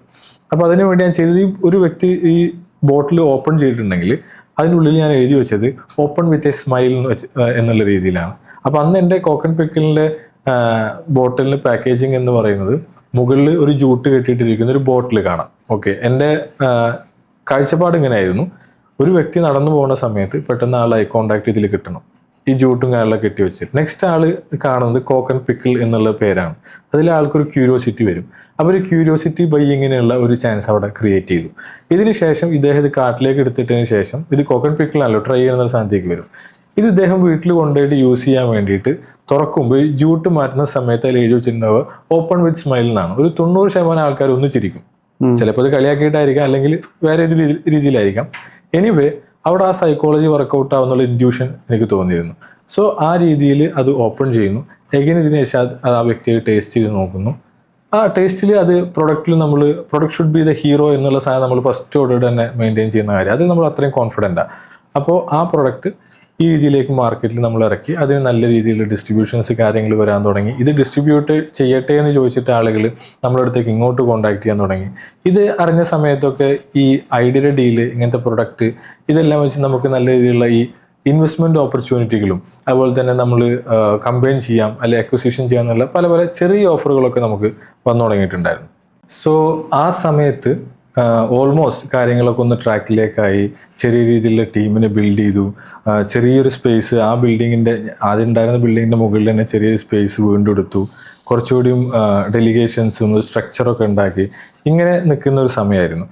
അങ്ങനെ എൻ്റെ ഒരു സുഹൃത്തുണ്ടായിരുന്നു, എൻ്റെ കോയമ്പത്തൂരുള്ള കോളേജുകളിലെ ഒരു സീനിയറുണ്ട്, വിഷ്ണു എന്ന് പറഞ്ഞിട്ട്. അവൻ എന്നെ ഒരു ദിവസം വിളിച്ചിട്ട് പറഞ്ഞു, നിങ്ങളുടെ പ്രൊഡക്റ്റ് കൊള്ളാം, ഈ രീതിയിൽ ഡിജിറ്റൽ മാർക്കറ്റിംഗ് ഒക്കെ ചെയ്തുകൂടെ എന്ന് വെച്ചു. അപ്പം അന്ന് ഈ ഫുഡ് ബ്ലോഗിങ്ങും ഇത്തരം കാര്യങ്ങളൊക്കെ ഒന്നുകൂടി ഇങ്ങനെ ഇന്നത്തെ അത്ര അങ്ങോട്ട് രീതിയിലേക്ക് എത്തിയിട്ടില്ല. അതിങ്ങനെ സ്റ്റാർട്ടിംഗ് ആണ്, ഇനീഷ്യൽ ഒരുപാട് കാര്യങ്ങൾ അങ്ങനെ വരുന്നുള്ളൂ ഈ വ്ളോഗേഴ്സിൻ്റെ കാര്യങ്ങളൊക്കെ. അപ്പോൾ ഞാൻ ചോദിച്ചാൽ എങ്ങനെ ചെയ്യാം, എന്താ ചെയ്യാന്ന് ചോദിച്ചാൽ പറഞ്ഞു, അദ്ദേഹത്തിന് അറിയാവുന്ന ആളുകളുണ്ട്, അവർക്ക് അയച്ചു കൊടുക്കാമെന്ന് പറഞ്ഞു. ഓക്കെ പറഞ്ഞു. കുറച്ച് പ്രൊഡക്റ്റ് ഞാൻ അയച്ചു കൊടുത്തു, അവർക്ക് വിഷ്ണുവിന് അയച്ചു കൊടുത്തു. വിഷ്ണു ചെയ്തതെന്ന് വെച്ച് കഴിഞ്ഞാൽ റാൻഡമായിട്ട് ഒരുപാട് ആളുകൾക്ക്, ഇപ്പോൾ അന്ന് നിലവിൽ അന്നത്തെ കാലത്ത് ലൈം ലൈറ്റിൽ ഉണ്ടായിരുന്ന കുറേ ആളുകളുണ്ട്, അതിൽ പലരും ഇന്നുണ്ട്. ആ ആൾക്കൊക്കെ അഡ്രസ്സ് കണ്ടുപിടിച്ചിട്ട് അവർ അയച്ചു കൊടുത്തു, കൊറിയർ അയച്ചു കൊടുത്തു. അതിൽ അന്നും ഇന്നും നിൽക്കുന്ന ഒരാളായിരുന്നു മറ്റേ കോഴിക്കോട് ടു യു എന്ന് പറയുന്ന ആ പേജ്. അവരുടെ കയ്യിൽ ഈ പ്രൊഡക്റ്റ് കിട്ടിയിട്ടുണ്ടായിരുന്നു. അവരത് ടേസ്റ്റ് ചെയ്ത് നോക്കി, അവർക്കത് ഇഷ്ടപ്പെട്ടു. അവർക്ക് ഇത് ആരാ അയച്ചതെന്നോ ഇത് ഏതാ കമ്പനി ഒന്നും അറിയില്ല. ഈ പ്രൊഡക്റ്റ് കിട്ടി, അവർ ടേസ്റ്റ് ചെയ്ത് നോക്കി, അവർക്ക് ഇഷ്ടപ്പെട്ടു. അവരൊരു റീൽ ഉണ്ടാക്കിയിട്ട് ഇട്ടു. അതിൽ ആ റീലിൽ തന്നെ തുടക്കം തന്നെ പറയുന്നത് ഇങ്ങനെയാണ്: എനിക്കൊന്നൊരു കൊറിയർ വന്നു, ഇത് ആരെ എവിടെ നിന്ന് അയച്ചതെന്ന് അറിയില്ല, പക്ഷേ ഈ പ്രൊഡക്റ്റിനെ കുറിച്ച് ഇഷ്ടപ്പെട്ടിട്ട് എന്ന് പറഞ്ഞിട്ടാണ് ഈ കാര്യങ്ങൾ പറയണത്. അതിൽ ഈ ഫുഡ് മാനിയ കമ്പനി എന്നൊക്കെ പറയുന്നുണ്ട്. അപ്പോൾ ഒരു ദിവസം വൈകുന്നേരം എനിക്ക് വിഷ്ണു വിളിച്ചിട്ട് പറഞ്ഞു, അനസ ഇതിൽ ഒരു ആൾ വീഡിയോ ഇട്ടിട്ടുണ്ട്, അത് നല്ല റീച്ചുള്ള ആളാണ്, അത് നല്ല രീതിയിൽ കയറി കത്തും, അപ്പോൾ ഒന്ന് റെഡി ആയിട്ടിരുന്നോ, കാര്യങ്ങൾ നല്ല രീതിയിൽ ഓർഡറൊക്കെ വരുന്നു പറഞ്ഞു. ഞാൻ ഓക്കെ ഫൈൻ. അതിൻ്റെ ഒരു ആളെ എനിക്ക് അപ്പോഴും മനസ്സിലായിട്ടുണ്ടായിരുന്നില്ല. കുറച്ച് നേരം കഴിഞ്ഞേക്ക്, എനിക്കൊണ്ട് വൈകുന്നേരം സമയമുണ്ട്, കുറച്ച് കഴിഞ്ഞ ആ റീല് കഴിഞ്ഞേക്ക് എനിക്ക് കോളുകളും മെസ്സേജുകളും ഒരുപാട് വരാൻ തുടങ്ങി. ഇതിൻ്റെ റിക്വയർമെൻറ്റ്സ് എവിടെയാണ്, എങ്ങനെ കിട്ടുക, ഓൺലൈനിലുണ്ടോ, അങ്ങനെയാണോ ഇങ്ങനെയാണോ എന്നൊക്കെ ചോദിച്ചിട്ട് ഒരുപാട് റിക്വയർമെൻറ്റുകൾ വരാൻ തുടങ്ങി. അപ്പോഴേക്കും എന്തോ ഒരു കാൽക്കുലേഷനിൽ നമ്മൾ ഇത് ഓൺലൈനിൽ മൊത്തത്തിൽ നമ്മുടെ പ്രൊഡക്റ്റുകൾ സെയിൽ ചെയ്യുന്ന രീതിയിലേക്ക്, ഓൾ ഇന്ത്യ രീതിയിലേക്ക് വേണം എന്നുള്ള രീതിയിൽ ഫുഡ് മാനിയയുടെ സൈറ്റിൽ നമ്മൾ ഓൺലൈൻ സെയിലിൻ്റെ കാര്യങ്ങൾ സ്റ്റാർട്ട് ചെയ്ത് വെച്ചിട്ടുണ്ടായിരുന്നു. അതിൻ്റെ ഡീലുകൾ, കാര്യങ്ങൾ, കൊറിയർ ഡീലുകളൊക്കെ നമുക്ക് കംപ്ലീറ്റ് ചെയ്യുന്നുണ്ടായിരുന്നുള്ളൂ. അപ്പോൾ ഈ റിക്വയർമെൻറ്റ് കൂടുതൽ വരാൻ തുടങ്ങിയേക്ക് ഇത് ഒരു ബോട്ടിൽ 2 ബോട്ടിലേക്ക് ചോദിക്കുന്നത്, നമുക്ക് ഡയറക്റ്റ് കൊണ്ടുകൊടുക്കാൻ പറ്റില്ല. അപ്പോൾ ഓൺലൈൻ സെയിൽസിൻ്റെ കാര്യങ്ങൾ ഒന്നും കൂടി ഒന്ന് സ്ട്രോങ് ആക്കിയിട്ട് ഓൾ ഇന്ത്യ ഡിസ്ട്രിബ്യൂഷൻ എന്നുള്ള രീതിയിലേക്ക് നമ്മൾ എന്ത് ചെയ്തു, പ്രൊഫഷണൽ കൊറിയറിനായിട്ടൊരു ടൈപ്പ് ഉണ്ടാക്കി, അവരോട് സംസാരിച്ചു. അപ്പോൾ അവർ ഡെയിലി ഇത്ര മണിയാകുമ്പോൾ വൈകുന്നേരം നമ്മുടെ ഓർഡർ ഒന്ന് കളക്ട് ചെയ്യണം, ഒരു സ്ട്രക്ചറൊക്കെ അതിനുണ്ടാക്കി, അത് അയച്ചു കൊടുക്കണം, റിട്ടേൺ എങ്ങനെ എന്നുള്ള സിസ്റ്റമൊക്കെ ഉണ്ടാക്കിയിട്ട് നമ്മൾ ആ രീതിയിൽ ഓൺലൈൻ സെയിൽസ് തുടങ്ങി. ഈ ഒരു റീല് നമുക്ക് തന്ന റീച്ച് വേറെ തന്നെയായിരുന്നു. അത് കഴിഞ്ഞിട്ട് വീണ്ടും മാർക്കറ്റിൽ മൾട്ടിപ്പിൾ ഇതേപോലെയുള്ള വ്ളോഗേഴ്സ് കാര്യങ്ങൾ കാണുന്നു. അന്ന് ഈ സോഷ്യൽ മീഡിയ മാർക്കറ്റിംഗ് ഒക്കെ ഇന്ന് ഈ ബ്രാൻഡൊക്കെ ചെയ്യുന്ന ആളുകൾ ഡോക്യുമെന്റ് ചെയ്യുന്ന കാര്യങ്ങളൊക്കെ അന്നൊന്നും അങ്ങനെ ഇല്ല. അത് നമുക്ക് അന്ന് ചെയ്യാൻ കഴിഞ്ഞിരുന്നെങ്കിൽ അത് കുറച്ചും കൂടി ഒരു ഓർഗാനിക് ഒരുപാട് രീതിയിലേക്ക് നമുക്ക് എക്സ്പോഷർ കിട്ടുമെന്ന് എനിക്ക് തോന്നിയിട്ടുണ്ട്. കാരണം ആ ജേണി അങ്ങനെയാണ്. ഞാൻ GSTയുടെ കാര്യങ്ങൾ പറഞ്ഞത് മുതൽ ഇതിൽ ഓരോ കാര്യങ്ങളും, ഈ പാക്കിങ് ചെയ്യുന്നത്, ഇങ്ങനെയുള്ള ഓരോ കാര്യങ്ങൾ എക്സ്പെരിമെന്റ് ചെയ്യുന്നതൊക്കെ. അപ്പോൾ ഈ രീതിയിലൂടെ ആയിരുന്നു കോക്കനട്ട് പിക്കിളും കാര്യങ്ങളും മാർക്കറ്റിലേക്ക് വരുന്നതും അതിൻ്റെ ഡിസ്ട്രിബ്യൂഷൻ കാര്യങ്ങളും പോയിക്കൊണ്ടിരുന്നത്. ഇങ്ങനെ പോകുന്ന സമയത്ത് എൻ്റെ സുഹൃത്തുണ്ട് ഷിയാസ് എന്ന് പറഞ്ഞിട്ട്, അദ്ദേഹം ത്രൂ എനിക്കൊരു ഇൻവെസ്റ്റ്മെൻറ്റ് ഓപ്പർച്യൂണിറ്റി വന്നു. അപ്പോൾ അദ്ദേഹത്തിൻ്റെ ഫാമിലി ആയിട്ടുള്ളൊരു ബിസിനസ് ഉണ്ട്. അവർ ഓൾറെഡി കുറച്ച് കോക്കനട്ട് റിലേറ്റഡ് ബിസിനസ്, എക്സ്പോർട്ടിങ്ങും അതുപോലെ തന്നെ മറ്റുള്ള കാര്യങ്ങൾ ചെയ്യാൻ താല്പര്യമായിട്ട് നിൽക്കുന്നുണ്ടായിരുന്നു. അവർ അതിൻ്റെ ഒരു ഫസ്റ്റ് ഫേസൊക്കെ ഓൾറെഡി സ്റ്റാർട്ട് ചെയ്തിട്ടുണ്ടായിരുന്നു. അങ്ങനെ നിൽക്കുന്ന സമയത്ത് എന്നോട് ചോദിച്ചു, ഇങ്ങനെ ഈ രീതിയിൽ നമുക്ക് കമ്പൈൻ ചെയ്ത് ചെയ്യാൻ പറ്റും എന്നുള്ളൊരു കാഷ്വൽ ടോക്കാണ്. ഞങ്ങളൊരു ട്രാവലിംഗ്, ഞങ്ങൾ എടപ്പാളിൽ നിന്നൊരു കോഴിക്കോട്ടേക്ക്, എടപ്പാളിലായിരുന്നു ഷിയാസിൻ്റെ ഓഫീസ് വന്നിട്ടുണ്ടായിരുന്നു. അപ്പോൾ ആ എടപ്പാളിൽ നിന്ന് കോഴിക്കോട്ടേക്ക് പോകുന്ന ഒരു യാത്രയിലാണ് ഇതേപോലെ എന്നോട് ചോദിക്കുന്നത്, നമുക്ക് ഇങ്ങനെയൊക്കെ ചെയ്യാൻ പറ്റുമോ, അതിൻ്റെ സാധ്യതകളുണ്ടോ എന്നുള്ള ഒരു ഡിസ്കഷൻ വരുന്നത്. അപ്പോൾ അത് നമുക്ക് നോക്കാമല്ലോ, എങ്ങനെ എന്താ വേണ്ടെന്നൊക്കെ പറഞ്ഞാൽ അതങ്ങനെ കാഷ്വലാക്കി വിട്ടൊരു കാര്യമായിരുന്നു. എഗെയിൻ അത് ഡിസ്കഷൻസ് വീണ്ടും ഓണാവുന്നു. അത് എത്തി നിന്നത് നല്ലൊരു അക്വസിഷനിലും നല്ലൊരു ഇൻവെസ്റ്റ്മെൻറ്റിലും ആയിരുന്നു ഉണ്ടായിരുന്നത്. അവരുടെ പാരൻറ്റ് കമ്പനി നമ്മുടെ കമ്പനിയിൽ ഒരു ഇൻവെസ്റ്റ്മെൻറ്റ് ചെയ്തു. അതിനുശേഷം നമ്മൾ ജസ്റ്റ് വളരെ തൊട്ടപ്പുറത്ത് തന്നെ കോയമ്പത്തൂരിൽ നമ്മളൊരു വലിയൊരു പ്ലാന്റ് നമ്മൾ സ്ഥാപിച്ചു.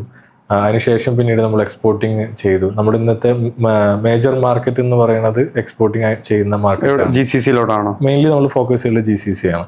അവിടെയാണ് നമ്മുടെ മെയിൻ മാർക്കറ്റ് ഉള്ളത്. കോക്കനട്ട് തന്നെ, റോ കോക്കനട്ടുകൾ നമ്മൾ എക്സ്പോർട്ട് ചെയ്യാൻ തുടങ്ങി. കോക്കനട്ട് മറ്റു പ്രൊഡക്റ്റുകൾ നമ്മൾ ഫോക്കസ് ചെയ്ത് തുടങ്ങി. അങ്ങനെ ആ കമ്പനിയുടെ എൻ്റെ ഒരു അക്വിസിഷൻ ഇൻവെസ്റ്റ്മെന്റ് എന്ന് പറയുന്ന സ്റ്റേജിലേക്ക് നമ്മൾ പോയത് അങ്ങനെയായിരുന്നു. അതിനുശേഷം മെല്ലെ അതിനൊരു സിസ്റ്റം ബിൽഡ് ചെയ്തെടുത്തു. പിന്നീട് അത് പ്രൈവറ്റ് ലിമിറ്റഡ് കമ്പനി ആക്കേണ്ട ഒരു സ്വാഭാവികമായിട്ട്. അതെ, അന്ന് അതിന്റെ ആവശ്യമുള്ളൂ നമുക്ക്. ബാക്കി പ്രൈവറ്റ് ലിമിറ്റഡിന് ആവശ്യം ഉണ്ടായിരുന്നു. ഇൻവെസ്റ്റ്മെന്റ് ഒക്കെ വരുന്ന സമയത്ത് സ്വാഭാവികമായിട്ട് പ്രൈവറ്റ് ലിമിറ്റഡ്, കാരണം പുതിയ ഡയറക്ടേഴ്സ് ആഡ് ആവും, ഇൻവെസ്റ്റ്മെന്റ് വരും, വലിയൊരു എമൗണ്ട് ആണ് വരുന്നത്. അപ്പോൾ അങ്ങനെ ND ഉള്ളതുകൊണ്ട് എമൗണ്ട് പറയാത്ത കേട്ടോ. അപ്പോൾ ആ രീതിയിലേക്ക് വലിയൊരു സ്കെയിലിലേക്ക് മാറുന്നു. അങ്ങനെ വരുന്ന സാഹചര്യത്തിൽ പ്രൈവറ്റ് ലിമിറ്റഡായി സാഫ്കോനട്സ് പ്രൈവറ്റ് ലിമിറ്റഡ് എന്ന് പറയുന്ന കമ്പനിയായിട്ട് അത് രജിസ്റ്റർ ചെയ്യുന്നു. ഫുഡ് മാനിയ എന്ന് പറയുന്ന ഒരു ബ്രാൻഡ് ആവുന്നു. ഈ രീതിയിലേക്ക് കാര്യങ്ങൾ മുന്നോട്ട് പോയിട്ട് അതൊരു നല്ല രീതിയിലൊരു സിസ്റ്റം റൺ ചെയ്യാൻ തുടങ്ങി. ആ ഒരു സ്കെയിൽ, ആ ഒരു നെക്സ്റ്റ് ഫേസിലേക്ക് നമ്മൾ എത്തിയത് ആ രീതിയിലായിരുന്നു. അങ്ങനെ നീ ഒരു പ്രൊഡക്റ്റ് ഫ്രം സ്ക്രാച്ച് നിന്ന് ബിൽഡ് ചെയ്തു, ഒരു കമ്പനി ബിൽഡ്, അതിനകത്ത് മൾട്ടിപ്പിൾ പ്രൊഡക്ട്സ് ബിൽഡ് ചെയ്തു, നല്ല ഡിസ്ട്രിബ്യൂഷൻ ഉണ്ടാക്കി, മാർക്കറ്റ് ചെയ്തു, ഐഡിയ പോലത്തെ കമ്പനിനെ പോലെ നല്ല പാർട്ട്ണർഷിപ്സ് ബിൽഡ് ചെയ്തു, അവസാനം അതിലൂടെ ഇൻവെസ്റ്റ്മെൻറ്റ് കൊണ്ടുവരികയും ചെയ്തു.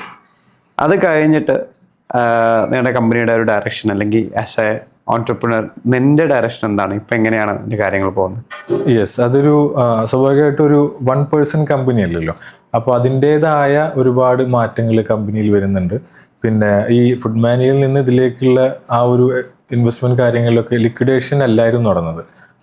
നമ്മൾ ഈ സാഫ് കോമേഴ്സ് എന്ന് പറയുന്ന കമ്പനി രജിസ്റ്റർ ചെയ്യുന്ന സമയത്തുള്ള ഈ ഇൻവെസ്റ്റ്മെൻറ്റ്, ഈ ഫുഡ് മാനിയുടെ വാല്യൂ എന്തായിരുന്നോ ആ വാല്യൂവിനേക്കാൾ വലിയൊരു പെർസെൻറ്റേജ് വ്യത്യാസത്തിൽ ഈ ഇൻവെസ്റ്റർ എനിക്ക് ഓഫർ ചെയ്തിട്ടുണ്ടായിരുന്നു. അദ്ദേഹം അത് ഹീസ് കൈൻഡ് ഇനഫ് അങ്ങനെ തന്നെ പറയണം. കാരണം എന്താ വെച്ചാൽ അത്രയും ഒരു നല്ല മനുഷ്യനാണ് ആ ഇൻവെസ്റ്റ് ചെയ്ത അദ്ദേഹം. അപ്പോൾ അദ്ദേഹം ഇൻവെസ്റ്റ് ചെയ്ത എമൗണ്ടിൻ്റെ കൂടെ അദ്ദേഹം ഒരുപാട് ഓപ്പർച്യൂണിറ്റീസ് നമുക്ക് കൂടി തന്നു. സാധാരണ പല രീതിയിലാണ് ഇൻവെസ്റ്റ്മെൻറ്റ് നടക്കുന്നത്. ചിലപ്പോൾ ഫണ്ട് മാത്രം തരാം, ഇങ്ങനെ പല പല ഓപ്ഷൻസ് എല്ലാം ഉണ്ടാവുന്നത്. ഇദ്ദേഹം അത് കൂടാതെ ഒരുപാട് ഓപ്പർച്യൂണിറ്റീസും കൂടി എനിക്ക് ഓപ്പൺ ആക്കി തന്നിട്ടുണ്ടായിരുന്നു. അങ്ങനെ ആ ഒരു കമ്പനി സ്ട്രക്ചേർഡ് വേയിലൂടെ മുന്നോട്ട് പോകുന്ന ഒരു രൂപത്തിലേക്ക് എത്തിക്കഴിഞ്ഞു.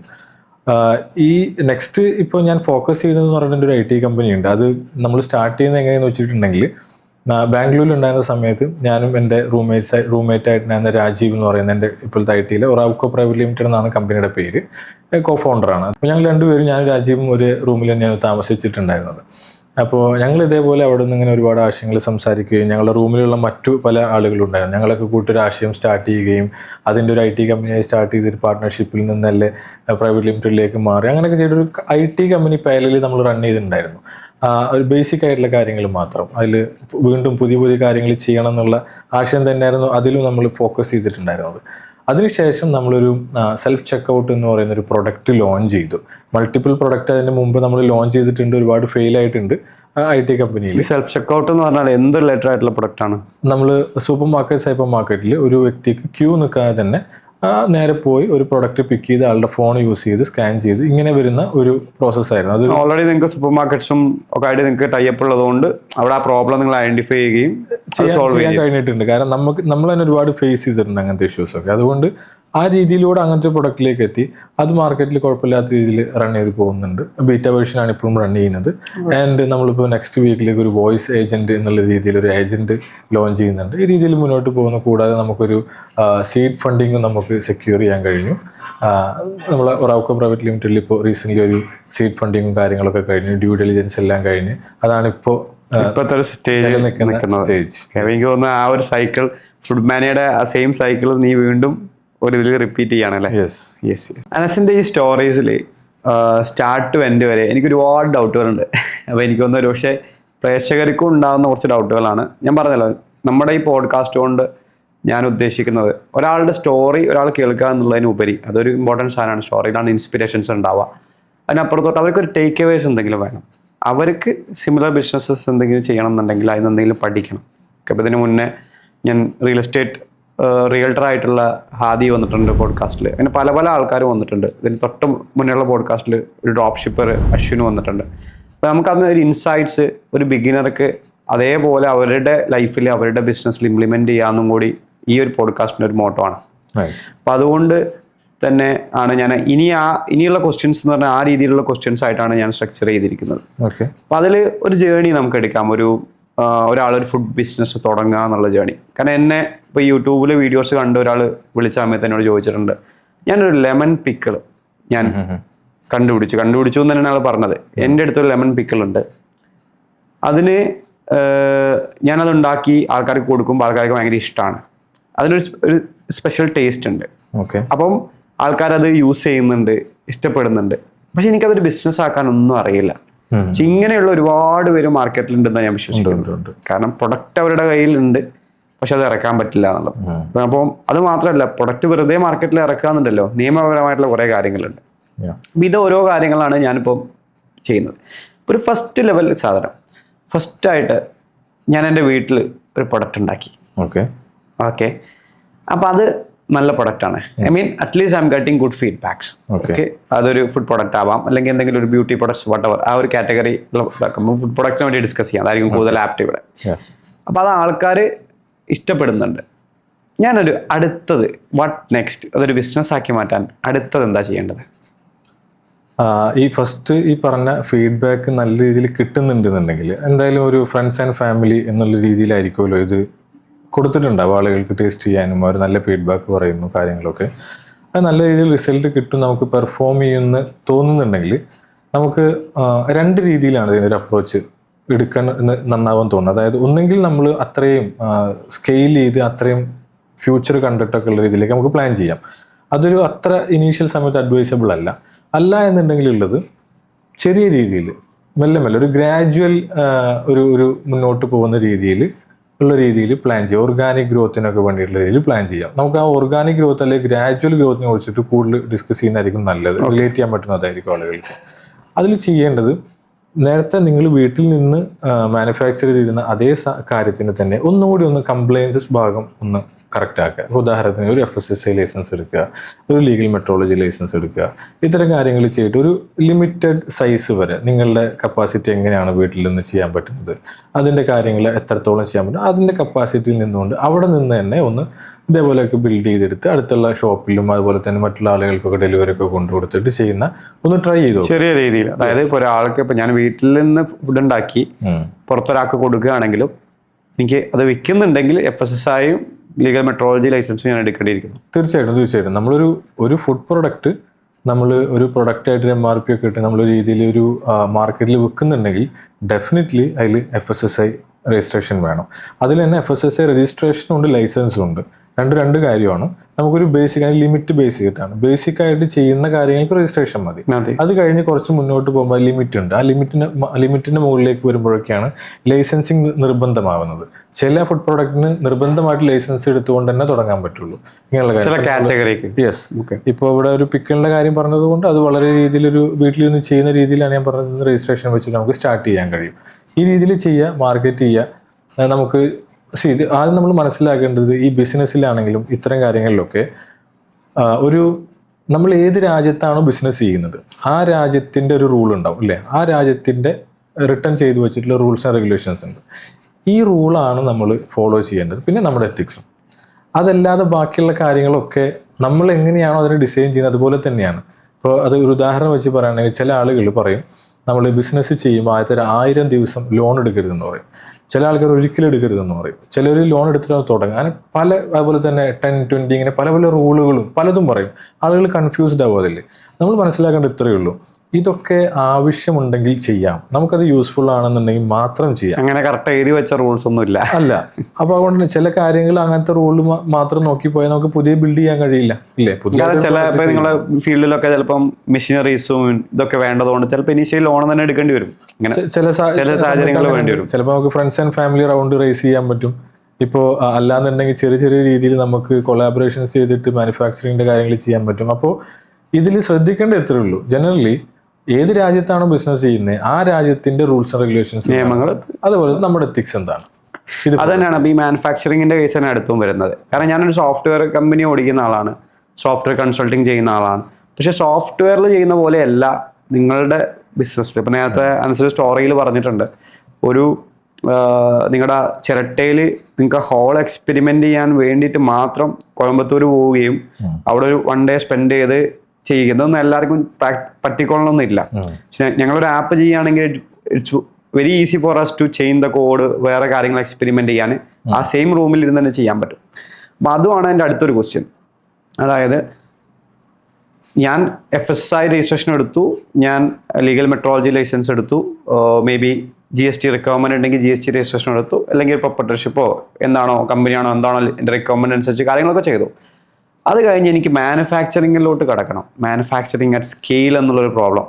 ഓക്കെ, അവിടെ എനിക്ക് ഇപ്പോഴത്തെ കേരളത്തിലെ സിനാരിയോയിൽ നമുക്ക് ഉപയോഗിക്കാൻ പറ്റുന്ന എന്തൊക്കെ റിസോഴ്സസ് ആണുള്ളത്, അല്ലെങ്കിൽ എങ്ങനെയാണ് അതിനെ അപ്രോച്ച് ചെയ്യേണ്ടത്? നമ്മൾ എപ്പോഴും ഒരു വലിയൊരു ഇൻവെസ്റ്റ്മെന്റിലേക്ക് പോവാത്ത രീതിയിൽ ചിന്തിച്ച് തുടങ്ങുന്നതാണ് എപ്പോഴും നല്ലത്. ഓക്കെ, അത് എപ്പോഴും നമ്മൾ മൈൻഡിൽ വെക്കുക. ആൻഡ് സെക്കൻഡ് തിങ്, നമുക്ക് ഇവിടെ ഓൺ മാനുഫാക്ചറിങ് നമുക്ക് വേണമെങ്കിൽ സെറ്റപ്പ് ചെയ്യാം, നോ ഇഷ്യൂസ്. അത് ചെയ്ത് നോക്കിയിട്ട് നമുക്ക് അതിൻ്റെതായ ഒരു സ്പേസ് ഉണ്ടെങ്കിൽ, അല്ലെങ്കിൽ അത് അത്ര വലിയൊരു ബേണിംഗ് അല്ല എന്നുണ്ടെങ്കിൽ, അല്ലെങ്കിൽ ആ ഫണ്ട് കൊടുക്കാനുണ്ട്, നിങ്ങൾക്ക് അത്രയും നിങ്ങളുള്ളിൽ അത്രയും ഇൻറ്റ്യൂഷൻ ഇതിൻ്റെ രീതിയിൽ വർക്കൗട്ട് ആവുന്നൊക്കെയുള്ള കാര്യങ്ങളുണ്ടെങ്കിൽ നമുക്ക് നോക്കി നോക്കാം. അതല്ല എന്നുണ്ടെങ്കിൽ ഇതേപോലെ ഔട്ട്സോഴ്സ് ചെയ്യാൻ കഴിയും. ഫോർ എക്സാമ്പിൾ, നമുക്കിപ്പോൾ ഒരു പോയിന്റ് എത്തിയതിന് ശേഷം ഞങ്ങൾക്ക് ഈ കോൾഡ് സ്റ്റോറേജ് വലിയ സ്പേസ് വേണമായിരുന്നു. ഓക്കെ, ആ സമയത്ത് നമ്മളൊരു കോൾഡ് സ്റ്റോറേജ് ഇൻവെസ്റ്റ് ചെയ്യാൻ പോയിട്ടുണ്ടെങ്കിൽ അതൊരു വലിയ ഇൻവെസ്റ്റ്മെൻറ്റാണ്. നമുക്കത് റിട്ടേൺ കിട്ടണമെങ്കിലൊന്നും ഒരുപാട് വർഷങ്ങൾക്ക് റിട്ടേൺ തന്നെ കിട്ടില്ല അതിൻ്റെ കാര്യങ്ങളൊന്നും. അപ്പോൾ ROI പ്രതീക്ഷിക്കുക വേണ്ട. സോ അങ്ങനെയുള്ള സമയത്ത് എന്താണ് ഇപ്പോൾ ഗവൺമെൻറ്റിൻ്റെ പല പ്രൊജക്റ്റുകളുണ്ടാവും, അല്ലെങ്കിൽ പ്രൈവറ്റ് ആളുകളും കോൾഡ് സ്റ്റോറേജ് ബിൽഡ് ചെയ്തിട്ട് റെൻറ്റിന് കൊടുക്കുന്നുണ്ടാവും. ഷെയർഡ് സ്പേസ് ആയിരിക്കും, നമുക്ക് വേണ്ട എത്ര സ്ക്വയർ ഫീറ്റ് മതി അതിന് കൊടുക്കുക, വളരെ മിനിമൽ റെൻറ്റിൽ കിട്ടും. ഇങ്ങനെ ഇന്ന് ഒരുപാട് മാനുഫാക്ചറിങ് കാര്യങ്ങൾക്ക് പോലും ആയിട്ടുണ്ട്. ഇപ്പോൾ പല സ്ഥലത്ത് നമുക്ക് കാണാൻ കഴിയുന്ന പാക്കേജിങ് ഉണ്ട്. ഇപ്പം നമ്മളൊരു ഓയിൽ, കോക്കനട്ട് ഓയിലോ അല്ലെങ്കിൽ മറ്റെന്തെങ്കിലും ബ്യൂട്ടി പ്രൊഡക്റ്റുകളൊക്കെ ചെയ്യുന്നുണ്ടെങ്കിൽ പ്രൊഡക്റ്റ് ഉണ്ടാക്കാനായിട്ട്, മാനുഫാക്ചർ ചെയ്യാനായിട്ട് അത് മാനുഫാക്ചർ ചെയ്യുന്ന പല ഹെവി ഇൻവെസ്റ്റ്മെൻറ്റിൽ മാനുഫാക്ചറിങ് യൂണിറ്റ് സെറ്റപ്പ് ചെയ്തുള്ള ആളുകളുണ്ടാവും. നമ്മുടെ റിക്വയർമെൻറ്റ് പറഞ്ഞ് സ്റ്റാൻഡേർഡ്സ് പറഞ്ഞിട്ട് അവിടെ നിന്ന് മാനുഫാക്ചർ ചെയ്യാൻ കഴിയും. അവിടുന്ന് പ്രൊഡക്റ്റ് നേരെ ഈ പാക്കേജിങ് ചെയ്ത് കൊടുക്കുന്ന ആളുകളുണ്ടാവും. അവരുടെ അടുത്ത് പോയിട്ട് അത് പാക്ക് ചെയ്യാൻ പറ്റും, റീഫിൽ ചെയ്യാൻ പറ്റും, ഇങ്ങനെയൊക്കെ ഉണ്ട്. ഇങ്ങനെ മൾട്ടിപ്പിൾ ഓപ്ഷൻസ് ഉണ്ട്. മാക്സിമം ഇൻവെസ്റ്റ്മെൻ്റ് ഇല്ലാതെ വളരെ ചുരുങ്ങിയ എമൗണ്ട് കൊണ്ട് എങ്ങനെ നമ്മുടെ പ്രൊഡക്റ്റ് മാർക്കറ്റിലേക്ക് എത്താമെന്നുള്ളതും, എന്നാൽ അത് ക്വാളിറ്റിയിലോ നമ്മൾ എത്തിക്സിലോ ഒരു മാറ്റം വരുത്താതെ ബെസ്റ്റായിട്ട് എങ്ങനെ ഇറക്കാം, ഈ രീതിയിലാണ് നമ്മൾ. അതായത് എല്ലാം ഇപ്പൊ ഇൻവെന്ററീസും അല്ലെങ്കിൽ നമ്മുടെ മെഷീനറീസിലും നമ്മൾ തന്നെ ഇൻവെസ്റ്റ് ചെയ്യാതെ നമ്മൾ അറൗണ്ട് ഓപ്പർച്യൂണിറ്റീസ് വേറെ ഉണ്ടെങ്കിൽ, ഫോർ എക്സാമ്പിൾ ഇപ്പോൾ കോ പാക്കിങ് നമുക്ക് എക്സ്പ്ലോർ ചെയ്യാം, അല്ലെങ്കിൽ കിൻഫ്ര പോലത്തെ സ്പേസുകളിലൊക്കെ ഷെയർഡ് ആയിട്ടുള്ള കോൾഡ് സ്റ്റോറേജസ് ഉണ്ട്, ആ ഓപ്ഷൻസ് എക്സ്പ്ലോർ ചെയ്യാം. കാരണം ഞാൻ കിൻഫ്രയിലൊക്കെ ഒരുപാട് ഐസ്ക്രീം കമ്പനീസും ഈ ഇതുപോലത്തെ കുറേ കമ്പനീസും അവിടെ ഉള്ളത് കണ്ടിട്ടുണ്ട്. അപ്പോൾ അവിടുത്തെ റിസോഴ്സുകളെല്ലാം എനിക്ക് തോന്നുന്നത് എല്ലാം ഷെയർഡ് ആയതുകൊണ്ട് എല്ലാ കമ്പനീസിനും ഇൻഡിവിജ്വൽ ഇത്ര ഇൻവെസ്റ്റ്മെന്റ് ചെയ്യേണ്ട ആവശ്യമില്ല. ഇപ്പൊ ഗവൺമെന്റ് തന്നെ ആ ലെവലിൽ ഒരുപാട് സപ്പോർട്ട്സ് തരുന്നുണ്ടെന്ന് തോന്നുന്നു. അപ്പൊ ആ സാധനങ്ങളൊക്കെ മാക്സിമം എക്സ്പ്ലോർ ചെയ്യാം. അതല്ല അതിന്റെ റൈറ്റ് വേ. അത് everything is depends on the product. അതും കൂടി അതിൽ ഇമ്പോർട്ടൻ്റ് ആണ്. കാരണം ചില പ്രൊഡക്റ്റുകൾക്ക് ചിലപ്പോൾ നമുക്ക് വാട്ടർ ട്രീറ്റ്മെന്റിന്റെ ഇത് വേണ്ടി വരും. ചിലപ്പോൾ ആ ഒരു ഏരിയയിൽ ചിലപ്പോൾ കൂടുതൽ ആളുകൾ താമസിക്കുന്ന ഏരിയ ആകുമ്പോൾ ചില പ്രൊഡക്റ്റ് അവിടെ വെച്ച് മാനുഫാക്ചർ ചെയ്യാൻ പാടില്ല എന്നാണ്. നമ്മുടെ പ്രൊഡക്റ്റ് എന്താണോ, നമ്മുടെ കസ്റ്റമർ ആരാണോ എന്ന് പഠിച്ച് അതിൻ്റെ റിപ്പോർട്ട് ഉണ്ടാക്കുക എന്ന് പറഞ്ഞ ചെറിയ പ്രോസസ്സ്. അതൊരു ഭയങ്കരമായ ഒരു പ്രൊഫഷണൽ രീതിയിലൊന്നും വേണ്ട. ഇത്രയേ ഉള്ളൂ. ജസ്റ്റ് എന്താണ് നമ്മുടെ പ്രൊഡക്റ്റ്, നമ്മൾ എങ്ങനെയാണ് അതിൻ്റെ മാർക്കറ്റ്, എത്രയാണ് ഒരു ദിവസം പ്രൊഡക്ഷൻ ചെയ്യാൻ ഉദ്ദേശിക്കുന്നത്, ഇങ്ങനെ വളരെ ബേസിക് ആയിട്ട് നമ്മൾ തന്നെ ഉള്ളിൽ ചിന്തിക്കുന്ന കുറച്ച് കാര്യങ്ങളുണ്ടല്ലോ, ഇതൊന്ന് എഴുതി വെക്കുക. അത് എഴുതി വെക്കുമ്പോൾ ഒരു ക്ലാരിറ്റി വരും, റെക്കോർഡിങ്ങിലാവും, ഡോക്യുമെന്റ് ഉണ്ടാവും, അത് വെച്ച് മുന്നോട്ട് പോകാൻ. എനിക്ക് മനസ്സിലായി. കാരണം സോഫ്റ്റ്വെയർ പ്രൊഡക്റ്റിന് പോലെ ഇതങ്ങനെ ജനറലൈസ് ചെയ്യാൻ പറ്റില്ല. കാരണം കുറെ കാര്യങ്ങളുണ്ട്. കംപ്ലയൻസസ് എനിക്ക് തോന്നുന്നു ഭയങ്കര ഇമ്പോർട്ടൻ്റ് ആണെന്ന് തോന്നുന്നു. അതല്ലെങ്കിൽ ഇപ്പം അതിന്റെ ഇഷ്യൂസ് വന്നു കഴിഞ്ഞാൽ പ്രോബ്ലംസ് ഉണ്ടാവും. അപ്പോൾ കംപ്ലയൻസസ് നമ്മൾ പറഞ്ഞു, നമ്മൾ മാനുഫാക്ചറിങ് പറഞ്ഞു. ഇനി അടുത്തൊരു സാധനം, പ്രൊഡക്റ്റിന്റെ കയ്യിലുണ്ട്, എല്ലാം ഓക്കെയാണ്, ഇത് ഡിസ്ട്രിബ്യൂട്ട് ചെയ്യണം. എനിക്ക് ഡിസ്ട്രിബ്യൂഷൻ എന്ന് പറഞ്ഞാൽ എനിക്ക് തോന്നുന്നു ഇപ്പോഴും ഒരു മേജർ സെയിൽ നടക്കുന്നത് ഓഫ്ലൈൻ ആയിരിക്കും. ഓക്കെ, അപ്പം ഓൺലൈൻ ഡിസ്ട്രിബ്യൂഷൻസ് കുറേ ആൾക്കാർ ഇപ്പോൾ ഇ കൊമേഴ്സ് നമുക്ക് ഡിസ്ട്രിബ്യൂട്ട് ചെയ്യാം, അല്ലെങ്കിൽ D2C ബ്രാൻഡ് നമ്മുടെ സ്വന്തമായിട്ട് ഇ കൊമേഴ്സ് വെബ്സൈറ്റ് ഉണ്ടാക്കാം, അല്ലെങ്കിൽ നമുക്കൊരു സെപ്റ്റോ പോലത്തെ പ്ലാറ്റ്ഫോംസിലൊക്കെ ലിസ്റ്റ് ചെയ്യാം. അതൊക്കെ ഒരു ഓപ്ഷൻസ് ഉണ്ട്. ബട്ട് സ്റ്റിൽ ഈ ഓഫ്ലൈൻ ഡിസ്ട്രിബ്യൂഷൻ അതെങ്ങനെ നമ്മൾ ക്രാക്ക് ചെയ്യും? എനിക്കൊരു ഡിസ്ട്രിബ്യൂട്ടർ വേണം. ഞാനിപ്പോൾ ലെറ്റ്സ് കൊച്ചിയിലാണ് നിൽക്കുന്നത്, കൊച്ചിയിൽ എനിക്ക് പ്രൊഡക്റ്റാണ്. കാസർഗോഡുള്ള ഒരാൾക്ക് എൻ്റെ പ്രൊഡക്റ്റ് അവിടുത്തെ ഷെൽഫിൽ ഞാൻ എങ്ങനെ എത്തിക്കും? യെസ്, അതായത് നമുക്ക് നമ്മുടെ പ്രൊഡക്റ്റിനെ നേരത്തെ ഞാൻ പറഞ്ഞ രീതിയിൽ ഡോക്യുമെൻ്റ് ചെയ്തിട്ടുണ്ടെങ്കിൽ ഇത് ആരാണ് നമ്മുടെ കസ്റ്റമർ എന്നും, ഏതൊരു പ്രൈസ് റേഞ്ച് ആണെന്നും, ഏത് സെക്ഷനിലാണ് ഇത് വരിക, ഇപ്പോൾ ഒരു പ്രീമിയം പ്രൊഡക്റ്റ് ആണോ അല്ലെങ്കിൽ ഒരു നോർമൽ ഡെയിലി യൂസ് ചെയ്യുന്ന പ്രൊഡക്റ്റ് ആണോ, ഇത് നമ്മൾ ഓൾറെഡി ഡിഫൈൻഡ് ആയിരിക്കും അല്ലേ. അതിൽ ആ പ്രൊഡക്റ്റിൻ്റെ സിമിലർ കാറ്റഗറി വരുന്ന പ്രൊഡക്റ്റുകൾ ഉണ്ടോ എന്ന് നോക്കുക. ഒരു ഉദാഹരണത്തിന് നമ്മൾ നേരെ സൂപ്പർ മാർക്കറ്റിലേക്ക് പോവുക.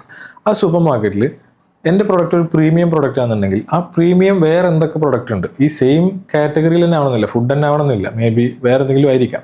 സെയിം കാറ്റഗറി ഉണ്ടെങ്കിൽ ഒന്നുകൂടി നല്ലത്. ഫോർ എക്സാമ്പിൾ ഞാൻ അച്ചാറാണ് ചെയ്യുന്നതെന്ന് വിചാരിക്കാം. ഓക്കെ, സെയിം അച്ചാർ എൻ്റെ ഒരു പ്രൈസ് പോയിന്റിലുള്ള ഡിഫറെന്റ് അച്ചാറുകൾ ഡെലിവറി ചെയ്യുന്ന പ്രൊഡക്ട്സ് നോക്കുക സൂപ്പർ മാർക്കറ്റിൽ പോയിട്ട്. യെസ്, അങ്ങനത്തെ പിക്കിൽ നോക്കുക. എന്നിട്ട് അത് നോക്കിയിട്ട് ഈ സൂപ്പർ മാർക്കറ്റോട് സംസാരിച്ച് നോക്കുക, ഇത് ആരവർ ഡിസ്ട്രിബ്യൂട്ട് ചെയ്യുന്നത്, ഓക്കെ, അവരുടെ ഡീറ്റെയിൽസ് തരുമെന്നുള്ളത്. ഇത് ഒരു വഴി.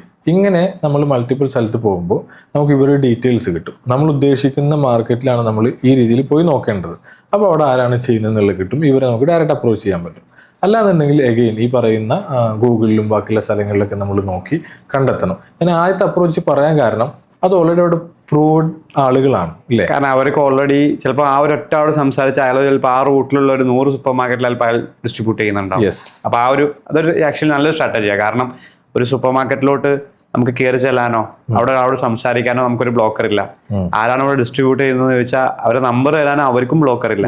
നമുക്കൊരു പ്രശ്നവും അവിടെ ഇല്ല. അത് ആക്ച്വലി റൈറ്റ് സ്ട്രാറ്റജിയാണ്. കാരണം നമ്മൾ ഗൂഗിളിൽ ഇങ്ങനെ കണ്ടുപിടിക്കുമ്പോൾ ഗൂഗിളും ഒരു ഓപ്ഷൻ തന്നെ ആയിരിക്കും, പക്ഷേ ജനറലി എല്ലാവരും ചെയ്ത് നോക്കുന്ന ഒരു ഓപ്ഷനാണ്. പക്ഷെ അത് കഴിഞ്ഞിട്ട് നമ്മൾ അവരുടെ ക്രെഡിബിലിറ്റി നോക്കണം, എന്താണ് എങ്ങനെയാണ്, ഇങ്ങനെ ഒരുപാട് പ്രോസസ്സ് ഉണ്ടല്ലോ. എല്ലാവരും ചെയ്യുന്ന നോർമൽ പ്രോസസ്സ് അതേപോലെ ചെയ്ത് നോക്കുക. അല്ലാന്നുണ്ടെങ്കിൽ ഇതും കൂടി ട്രൈ ചെയ്ത് നോക്കാൻ പറ്റുന്ന ഒരു പ്രോസസ്സ്. ഓക്കെ, അപ്പോൾ എനിക്ക് ഡിസ്ട്രിബ്യൂട്ടേഴ്സിൻ്റെ കേസിൽ ഓക്കെ അപ്പോൾ ഈ ഡിസ്ട്രിബ്യൂട്ടേഴ്സിന് എനിക്കറിയില്ല അവരെങ്ങനെ ഡീൽ ചെയ്യേണ്ടതെന്ന് എനിക്കറിയില്ല. ഐ ഹാവ് എ പ്രൊഡക്റ്റ്, എനിക്ക് ഇത്ര കോസ്റ്റ് ഉണ്ട്, I am expecting this much margin.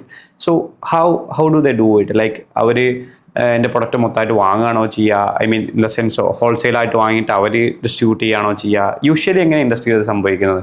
ഒരു ജനറലി 3 രീതികളുണ്ട്. അതിന് മുൻപ് നമ്മൾ മനസ്സിലാക്കേണ്ടത് നമ്മുടെ പ്രൊഡക്റ്റിൻ്റെ വാല്യൂ നമ്മൾ ഫിക്സ് ചെയ്തോളണം. ഓക്കെ, അത് ആ ഒരു വാല്യൂ ഫിക്സ് ചെയ്തിട്ടുണ്ടെങ്കിൽ ആ വാല്യൂ വെച്ചിട്ടായിരിക്കണം മുന്നോട്ട് പോകേണ്ടത്. ഉദാഹരണത്തിന് നമ്മളുടെ പ്രൊഡക്റ്റിന് ഇത്ര രൂപയാണ് MRP. ഓക്കെ, ഈ MRPയിൽ കമ്പനിയുടെ പ്രോഫിറ്റ് ഇത്രയാണ്, GP ഇത്രയാണ്, അതുപോലെ തന്നെ നെറ്റ് പ്രോഫിറ്റ് ഇത്രയാണ്. അത് കൂടാതെ ഡിസ്ട്രിബ്യൂട്ടേഷൻ, മാർക്കറ്റിംഗ്, ഇതിനെല്ലാത്തിനും വേണ്ടിയിട്ട് ഞാൻ ഇത്ര രൂപ മാറ്റി വെച്ചിട്ടുണ്ട്. ഇങ്ങനെ ഒരു പ്രൈസിങ് എന്ന് പറയുന്നത് അത് നമ്മൾ ആദ്യം പ്ലാൻ ചെയ്യണം. യെസ്, അതൊരു വലിയ ഒരു ഏരിയയാണ്. കാരണം എനിക്കതിലൊരു ഫെയിലിയർ കിട്ടിയിട്ട് ഞാൻ ആ പ്രൈസിങ് പഠിച്ചത്. കാരണം ഞാൻ ഒരു സൂപ്പർ മാർക്കറ്റിൽ ഏറ്റവും ആദ്യം എൻ്റെ പ്രൊഡക്റ്റ് ഒരു നല്ല സൂപ്പർ മാർക്കറ്റിൻ്റെ അടുത്ത് പോയിട്ട് അവരോട് സെയിലിൽ ഡീല് പറഞ്ഞത് ഒരു പാക്കറ്റ് വിറ്റ് 1 രൂപ തരാമെന്നാണ്. അവരത് നോക്കി ചിരിച്ചു. ഓക്കെ, പിന്നെ അത് തുടക്കക്കാരനായതുകൊണ്ട് അവരത് കുഴപ്പമില്ലാതെ വിട്ട പോകുന്നുണ്ട്. അപ്പോൾ കാരണം അത് അവരെ മുഖത്ത് നോക്കി ഒരു പ്രൊഡക്റ്റ് വിറ്റ് 1 രൂപ തരാമെന്ന് പറഞ്ഞപ്പോൾ വേണ്ട, വിൽക്കണ്ട, നിങ്ങൾ വേണേൽ പോയിക്കോ എന്നുള്ള രീതിയിലാണ് എന്നോട് സംസാരിച്ചത്. അതെ, ആ രീതിയിലാണ് സംസാരിച്ചത്. അപ്പോൾ അതിനുശേഷമാണ് പ്രൈസിങ്ങിനെ കുറിച്ചിട്ട് അപ്പോൾ ഓക്കെ ഇത് എങ്ങനെയാണ് മാർക്കറ്റിൽ. അപ്പോൾ ഇതിനൊരു സ്റ്റാൻഡേർഡ് രീതികൾ നമ്മൾ ഫിക്സ് ചെയ്ത് വെക്കണം. നമ്മുടെ പ്രൊഡക്റ്റിന്റെ വാല്യൂ എനിക്ക് തോന്നുന്നു ഈ കോമ്പറ്റീറ്റേഴ്സ് നോക്കി അത് പഠിക്കാനും പറ്റും തോന്നുന്നു അല്ലേ? കാരണം മേ ബി എക്സിസ്റ്റിംഗ് മാർക്കറ്റിലുള്ള ആൾക്കാർ എത്ര മാർജിനാണ് കൊടുക്കുന്നത്, ഡിസ്ട്രിബ്യൂട്ടേഴ്സിന് എത്രയാണ് മാർജിൻ കൊടുക്കുന്നത്, അതൊക്കെ നമ്മൾ പഠിക്കുന്നത് നന്നായിരിക്കും. അതെ, അതിപ്പോൾ ഓൾറെഡി എക്സിസ്റ്റിംഗ് ആയിട്ടുള്ള പ്രൊഡക്റ്റ് ആണെന്നുണ്ടെങ്കിൽ അതിന്റെ സ്ട്രക്ചറാണ് നോക്കിയാൽ മതി. ഈ പുതിയ പ്രൊഡക്റ്റ് ആകുമ്പോഴാണ് ഇങ്ങനത്തെ കാര്യങ്ങൾ വരിക. ഓക്കെ, അപ്പോൾ ഈ പ്രൊഡക്റ്റ് ഇല്ല, ഇതിന് നമ്മൾ ഹൈ വാല്യൂ ചെയ്യണോ അല്ലെങ്കിൽ ഇത്ര വാല്യൂ ചെയ്യാണ്ട് കൊടുക്കണം. അപ്പോൾ ഈ പിക്കിളിന് ഉദാഹരണമാക്കി എടുത്താൽ പ്രീമിയം പിക്കിൾ എന്ന് പറഞ്ഞിട്ട് പിക്കിളുകൾ കാണാൻ പറ്റും. വളരെ 10 രൂപ കിട്ടുന്ന പിക്കിൾ കാണാൻ പറ്റും. 300-400 രൂപ കിട്ടുന്ന പിക്കിൾ കാണാൻ പറ്റില്ല. അപ്പോൾ ഇതിന് നമ്മൾ ആദ്യം ഫൈനലൈസ് ചെയ്യണം. ഇത് ഏതാണ് എൻ്റെ പ്രൈസ് റേഞ്ച്, ഏതാണ് എൻ്റെ കസ്റ്റമർ, എങ്ങനെയാണ് വാല്യൂ ചെയ്യേണ്ടതെന്നുള്ളത്. അതിലൊരു സർട്ടൺ പെർസെൻറ്റേജ് മാർക്കറ്റിങ്ങിന് മാറ്റി വെച്ചിട്ടുണ്ടാവും, സർട്ടൺ പെർസെൻറ്റേജ് ഡിസ്ട്രിബ്യൂഷൻ മാറ്റി വെച്ചിട്ടുണ്ടാവും. ജനറലി ഒരു 30%, 35% ഒക്കെയാണ് ഈ ഡിസ്ട്രിബ്യൂഷനും അങ്ങനത്തെ കാര്യങ്ങൾക്കൊക്കെ ആയിട്ട് മാറ്റി വെക്കാറുള്ളത്. അറൗണ്ട് ആ ഒരു പെർസെൻറ്റേജ് ആണ്. ആ ഒരു മൈൻഡിൽ വെക്കുക. Again depends on the product, account കൊണ്ടൊക്കെ മാറാൻ കിട്ടും. അപ്പോൾ കസ്റ്റമറുടെ പ്രൈസിംഗിൽ നമ്മൾ അതും കൂടി കാണണം അല്ലെ? കസ്റ്റമർക്ക് കൊടുക്കുന്ന പ്രൈസിൽ അതും കൂടി മാർക്കപ്പെട്ടിട്ട് കൊടുക്കണം. യെസ്, MRPയിൽ ഇതെല്ലാം വരുന്നത്, ഇതെല്ലാം ആഡ് ആയിട്ടുള്ളൊരു എമൗണ്ട് ആയിരിക്കണം MRP. അതിന് മുകളിലേക്ക് നമുക്ക് വിൽക്കാൻ കഴിയില്ലല്ലോ. ഇത് കഴിഞ്ഞ് ഡിസ്ട്രിബ്യൂട്ടേഴ്സിന് അടുത്ത് പോകുമ്പോൾ അവിടെ ഞാൻ നേരത്തെ പറഞ്ഞാൽ 3 മെത്തേഡ് ഉണ്ട്. ഒന്നെങ്കിൽ നമ്മളൊരു വലിയൊരു ഇൻവെന്ററി പ്രൊഡക്ഷൻ ചെയ്തിട്ട് അവരുടെ വെയർ ഹൗസിലേക്ക് കൊണ്ടുവച്ചിട്ട് അവിടുന്ന് ഡിസ്ട്രിബ്യൂട്ട് ചെയ്യുന്ന പോകുന്ന ഒരു സിസ്റ്റം ഉണ്ട്. അത് ഇനീഷ്യൽ സ്റ്റേജിൽ നമ്മൾ എടുക്കുന്ന അഡ്വൈസബിൾ അല്ല. അതിന് സെക്കൻഡ് സിസ്റ്റം എന്ന് പറയുന്നത് ഈ സെയിം സിസ്റ്റം വലിയൊരു ഇൻവെന്ററി നമ്മുടെ ഗോഡൗണിൽ, കമ്പനിയുടെ ഗോഡൗണിൽ വെച്ചിട്ട് അവിടുന്ന് ഇവർ വന്ന് പിക്ക് ചെയ്ത് പോകുന്ന സിസ്റ്റം ഉണ്ട്. ഇതല്ലാതെ നമുക്ക് ഇനീഷ്യലി ട്രൈ ചെയ്യാൻ പറ്റുന്ന, ചെയ്യേണ്ടതും സ്റ്റാർട്ട് ചെയ്യേണ്ടതും പറ്റിയ രീതി എന്ന് പറയുന്നത് ഈ ഡിസ്ട്രിബ്യൂട്ടേഴ്സിനായിട്ട് ഡീല് വെച്ചതിന് ശേഷം അവർ ഓർഡർ എടുത്തിട്ട് വരും. ഓക്കെ, ആ ഒരു ടൈം ഗ്യാപ്പ് ഉണ്ടാവും. ഒരു ഓർഡർ എടുത്ത് കഴിഞ്ഞിട്ടുണ്ടെങ്കിൽ എത്ര ദിവസത്തിനുള്ളിൽ മാനുഫാക്ചർ ചെയ്ത് കൊടുക്കാൻ പറ്റുന്ന ഒരു ടൈം ഗ്യാപ്പ് ഫിക്സ് ചെയ്യുക. ആ ടൈം ഗ്യാപ്പിൽ ഇത് മാനുഫാക്ചർ ചെയ്ത് കൊടുക്കുക. ഇതായിരിക്കും യെസ്, ഈ ഇൻവെന്ററിയിലുള്ള ഒരു വേസ്റ്റേജും കാര്യങ്ങളൊക്കെ കുറക്കാനും ഒരു വലിയ ബേണിംഗ് റേറ്റ് കുറക്കാനും പറ്റുന്നു. എനിക്ക് തോന്നുന്നു തുടക്കത്തിൽ ചെറിയ പ്രൊഡക്ട്സോ അല്ലെങ്കിൽ ചെറിയ കമ്പനിയൊക്കെ ആണെങ്കിലും ഡിസ്ട്രിബ്യൂട്ടേഴ്സ് ഇതിനായിരിക്കും കൂടുതൽ പ്രിഫറും ചെയ്യാം. തീർച്ചയായിട്ടും നമ്മളാ എഫേർട്ട് എടുക്കണം എന്നുള്ള സാധനം. അതെ അതെ അതെ, അങ്ങനെ തന്നെ ചെയ്യാം. ഓക്കെ, അപ്പം ഞാൻ ഒരു പ്രൊഡക്റ്റ് മാനുഫാക്ചർ ചെയ്തു, അതിൻ്റെ കംപ്ലയൻസസ് ചെയ്തു, ഞാൻ ഡിസ്ട്രിബ്യൂട്ടേഴ്സിനെ കണ്ടു. പിന്നെ നെക്സ്റ്റ് മാർക്കറ്റിംഗ് ആൻഡ് പാർട്ട്ണർഷിപ്സിൻ്റെ കേസാണ് പറയുന്നത്. അപ്പോൾ ഓൾറെഡി ID പോലുള്ള വലിയൊരു കമ്പനിയായിട്ട് അനസ് ഓൾറെഡി പാർട്ട്നർഡ് ആയിട്ടുണ്ടായിരുന്നു. അപ്പോൾ ആ ഒരു പാർട്ട്ണർഷിപ്സിലോട്ട് അതേപോലുള്ള കാര്യങ്ങളിലോട്ട് നമുക്കൊരു എത്താൻ എങ്ങനെ എത്തും? അല്ലെങ്കിൽ അതൊരു മാർക്കറ്റിങ്ങിൻ്റെ ഭാഗമാണ്. കാരണം ആ പാർട്ട്ണർഷിപ്പോട് കൂടി നമ്മുടെ പ്രൊഡക്റ്റ് വലിയൊരു മാർക്കറ്റിലോട്ട് അവർക്ക് ഡിസ്ട്രിബ്യൂട്ട് ചെയ്യാൻ പറ്റും. അപ്പം നമുക്ക് ആസ് എ പുതിയ ബ്രാൻഡ് ഞാനിപ്പോൾ ഇന്ന് തുടങ്ങാമെന്ന് വിചാരിക്കുക. ഇന്ന് ഞാൻ തുടങ്ങുന്ന ആൾക്കാർക്ക് എന്തായിരിക്കും അതിൻ്റെ ഒരു റൈറ്റ് അപ്രോച്ച്? അങ്ങനെ ഒരാളായിട്ട്, അല്ലെങ്കിൽ എനിക്ക് നാളെ വേറൊരു ബ്രാൻഡ്, ഒരു വലിയൊരു ബ്രാൻഡുമായിട്ട് എനിക്ക് പാർട്ട്ണർഷിപ്പ് കിട്ടുന്നു, അല്ലെങ്കിൽ വേറൊരു സിസ്റ്റം, അല്ലെങ്കിൽ കൊളാബറേഷൻ, അല്ലെങ്കിൽ കോ പാക്കിംഗ്, വാട്ട് എവർ തിങ്സ്, ഇത് ഹാപ്പൻ ചെയ്യാൻ ഞാൻ എന്ത് ചെയ്താൽ നന്നായിരിക്കും എന്നാണ് അനസിൻ്റെ ഒപ്പീനിയൻ?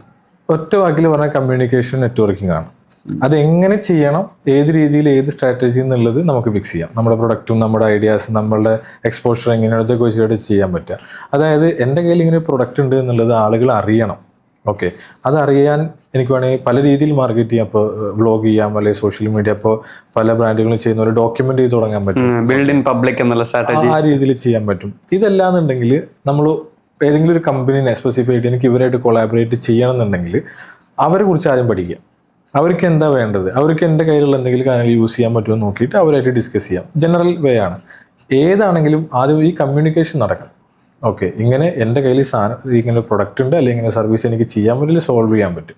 ഈ കാര്യം ഇവരായിട്ട് കമ്മ്യൂണിക്കേറ്റ് ചെയ്യാനായിട്ടുള്ള എന്തെങ്കിലും ഒരു മെത്തേഡ് കണ്ടെത്തുക എന്നുള്ളതാണ്. അത് നേരത്തെ പറഞ്ഞ പോലെ ഏത് മെത്തേഡും ആയിരിക്കാം. നിങ്ങൾ ചിലപ്പോൾ ഒരു ദിവസം ഒരു ഫുൾ പേജിൽ നിങ്ങളുടെ ന്യൂസ് പേപ്പറിൽ വേണമെങ്കിൽ നിങ്ങൾക്ക് ആഡ് കൊടുത്തിട്ട് ഇതിൻ്റെ ആളുകളെ അറിയിക്കാം, ഓറൽസ് നിങ്ങൾക്ക് മെയിൽ ചെയ്ത് അറിയിക്കാം, വാട്ട് എവർ നമുക്ക് എന്താണോ ക്യാമ്പയിൻ പറ്റുന്നത് ക്യാമ്പയിൻ അതേപോലെ ചെയ്യാം. ഇത് കമ്മ്യൂണിക്കേറ്റ് ചെയ്യാം. ശരിക്കും തോന്നുന്നത് ആൾക്കാർ കുറെ അണ്ടർ റേറ്റ് ചെയ്യപ്പെടുന്ന ഒരു സാധനം എന്ന് പറഞ്ഞു കഴിഞ്ഞാൽ, ഞാനും ഇനീഷ്യൽ സ്റ്റേജിലൊക്കെ ആസ് എ ഫൗണ്ടർ ആയ സമയത്ത് ഞാനിങ്ങനെ പ്രൊഡക്റ്റ് ബിൽഡ് ചെയ്യും എന്നല്ലാതെ ഞാൻ പുറത്തിറങ്ങില്ലായിരുന്നു. അപ്പം ഫൗണ്ടർ എപ്പോഴും ആൾക്കാരോട് സംസാരിക്കണം, ഞാൻ ചെയ്യുന്ന കാര്യങ്ങൾ ആൾക്കാരെ അറിയിക്കണം. എസ്പെഷ്യലി ഇപ്പോൾ കേരളത്തിൻ്റെ സിനാരിയോയിലൊക്കെ കേരള ഗവൺമെൻറ് തന്നെ അല്ലെങ്കിൽ കേരള സ്റ്റാർട്ടപ്പ് മിഷൻ തന്നെ പല ഇവൻറ്റുകളൊക്കെ നടത്തുന്നുണ്ട്.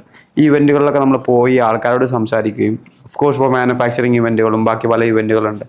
ഇങ്ങനെയൊക്കെ ചെയ്ത് കഴിഞ്ഞാലേ നമുക്ക് എക്സ്പോഷർ ഉണ്ടാവുള്ളൂ, നമ്മളിത് ചെയ്യുന്നുണ്ടെന്ന് ആൾക്കാർ അറിയുള്ളൂ. ഓക്കെ, അതിൻ്റെ കൂടെ നമുക്ക് പറ്റുകയാണെങ്കിൽ കണ്ടന്റും ക്രിയേറ്റ് ചെയ്യാം. നേരത്തെ പറഞ്ഞ പോലെ നമ്മൾ മുളക് പൊട്ടി എന്ന് പറഞ്ഞ ബ്രാൻഡ് ഉണ്ട്. ഞാൻ വേറെ ഒരു ബ്രാൻഡ് ഇപ്പോൾ റീസെൻ്റ്ലി ഒരു തലശ്ശേരിയാണെന്ന് തോന്നുന്നു, തലശ്ശേരി ഹോസ്പിറ്റലാണ് അവർ ഒരു പുതിയ ഹോസ്പിറ്റൽ സ്റ്റാർട്ട് ചെയ്യാണ്. ഹോസ്പിറ്റൽ സ്റ്റാർട്ട് ചെയ്യുന്നതിന്റെ സ്റ്റോറീസ് ആണ് അവർ പറയുന്നത്. ഞങ്ങൾ ബിൽഡിംഗ് കാണാൻ വേണ്ടി പോവാണ്, ഒരു ഡോക്ടറും പിന്നെ ഒരാളും കൂടി കൂടിയിട്ട്. അപ്പോൾ ഞാൻ ഡോക്ടറെ കണ്ടു, ഞാൻ ഇന്ന ബിൽഡിംഗ് കണ്ടു, ഈ ബിൽഡിങ്ങിൽ ഈ പ്രശ്നങ്ങളുണ്ട്, അതുണ്ട് ഇതുണ്ട് എന്നൊക്കെ പറഞ്ഞു. പക്ഷെ ആ സ്റ്റോറി ആൾക്കാരെ കാണാൻ ഭയങ്കര താല്പര്യമുള്ളതാണ്. അപ്പം ആ ഒരു ഡയറക്ഷനിൽ ശരിക്കും ചിലപ്പോൾ ഇപ്പോഴത്തെ കാലഘട്ടത്തിൽ ഞാനാണ് പറഞ്ഞത് ഇന്ന് സ്റ്റാർട്ട് ചെയ്യുന്നതെന്ന് പറഞ്ഞു. ഇപ്പോൾ അനസായാലും ഞാനായാലും മേ ബി അനസ് എനിക്ക് തോന്നുന്നൊരു കോവിഡിന് മുന്നേ ഉള്ള സ്റ്റോറിയാണ് പറയുന്നത്. അപ്പം ഫ്രീ ആയിട്ട് മാർക്കറ്റിംഗ് ഡിസ്ട്രിബ്യൂഷൻ കിട്ടുന്ന ഒരു സാധനമാണ് എസ്പെഷ്യലി ഈ ഡോക്യുമെന്റേഷൻ ചെയ്യാന്ന് പറഞ്ഞു. ഞാനിപ്പോൾ ഇന്നലെ എനിക്കൊന്ന് കൊൽക്കത്തയിലുള്ള ഒരു ടീനേജ് ആയിട്ടുള്ള ഒരാളുടെ ഒരു 1 CR സെയില് അവിടുത്തെ ഒരു ചിപ്സ് പോലത്തെ ഒരു പ്രൊഡക്റ്റാണ്, അത് വിൽക്കുന്നതിന് 1 CR സെയിൽ അവർ ഫുൾ ഡോക്യുമെന്റ് ചെയ്തു എന്നൊക്കെ പറഞ്ഞിട്ടുള്ളത് കണ്ടു. ഓക്കെ, അപ്പൊ അതൊക്കെ ഭയങ്കര ഇൻട്രസ്റ്റിംഗ് ആയിട്ടുള്ള സാധനമാണ്. ഇന്ന് മാർക്കറ്റിൽ അങ്ങനത്തെ ഒരുപാട് കാര്യങ്ങൾ നടക്കുന്നുണ്ട്. ഇപ്പോൾ സിമിലർലി നമ്മളെ കേരളത്തിനുള്ള ലവ് വിഷ് എന്നാ തോന്നുന്നത്, മെൻസ്ട്രൽ ടൈമിലുള്ള കിറ്റ് അങ്ങനെ എന്തുകൊണ്ടാണ് ചെയ്യുന്നത് എനിക്ക് ഡീറ്റെയിൽ ആയിട്ട് അറിയില്ല. പക്ഷേ നമ്മളത് ഇരുന്ന് കാണുകയാണ് റീല്. ഓക്കെ, അവരതിന് ചെയ്യുന്നത് നല്ല രീതിയിൽ ചെയ്യുന്നു എന്നൊക്കെയാണ് അതിലുള്ള പിക്ചർ വരുന്നതും, അവർക്ക് ഒരുപാട് സെയിൽ ഉണ്ടാക്കുന്നു. അപ്പോൾ ഇത് ഓരോ കാലഘട്ടത്തിലും മാർക്കറ്റിങ്ങിന്റെ മെത്തേഡും കാര്യങ്ങളൊക്കെ മാറും. ഇന്ന് മാറി വന്നിട്ടുള്ളതിൽ വളരെ സ്ട്രോങ് ആയിട്ടുള്ള ഒരു മെത്തേഡാണ് ഡോക്യുമെന്റേഷൻ. Day 1 തൊട്ടിട്ട് ഡോക്യുമെന്റ് ചെയ്യുക എന്ന് പറയുന്ന ഒരു കാര്യം.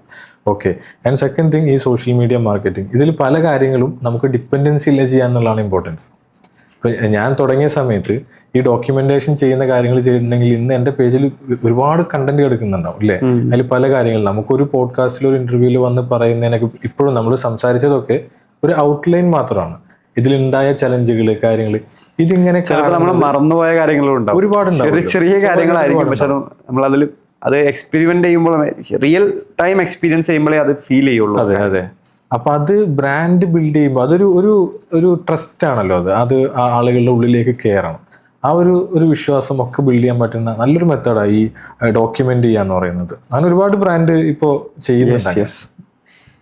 സോ അപ്പൊ നമ്മളിപ്പോൾ ആക്ച്വലി ഒരു പ്രൊഡക്റ്റ് മാനുഫാക്ചർ ചെയ്യുന്ന കേസ് തൊട്ട് അതിന്റെ കംപ്ലയൻസ്, അതിന്റെ ഡിസ്ട്രിബ്യൂഷൻ, അതിന്റെ മാർക്കറ്റിംഗ്, പാർട്ട്ണർഷിപ്പ്, ഈ കാര്യങ്ങളെല്ലാം അനസിൻ്റെ ഒരു പെർസ്പെക്റ്റീവിൽ നിന്ന് നമ്മൾ കുറേ കാര്യങ്ങൾ ഡിസ്കസ് ചെയ്തു. എനിക്ക് തോന്നുന്നത് ഈ വീഡിയോ ഈ പോഡ്കാസ്റ്റ് നമ്മൾ ഓൾമോസ്റ്റ് 1 to 2 hours ഡിസ്കസ് ചെയ്ത ആൾക്കാർക്ക് അതിൽ നിന്ന് ഒരുപാട് ടേക്ക് അവേസ് ഉണ്ടെന്ന് ഞാൻ വിശ്വസിക്കുന്നുണ്ട്. അപ്പോൾ നിങ്ങൾക്കും ഇതേപോലത്തെ പ്രൊഡക്റ്റുകളൊക്കെ നിങ്ങൾ ചെയ്യുന്നുണ്ടെങ്കിൽ എനിക്കൊന്ന് അനസിനെയും കോൺടാക്ട് ചെയ്യാം. ഇൻസ്റ്റാഗ്രാമിൽ അനസിൻ്റെ ഡീറ്റെയിൽസ് ഒക്കെ ഞാൻ താഴെ കൊടുക്കാം.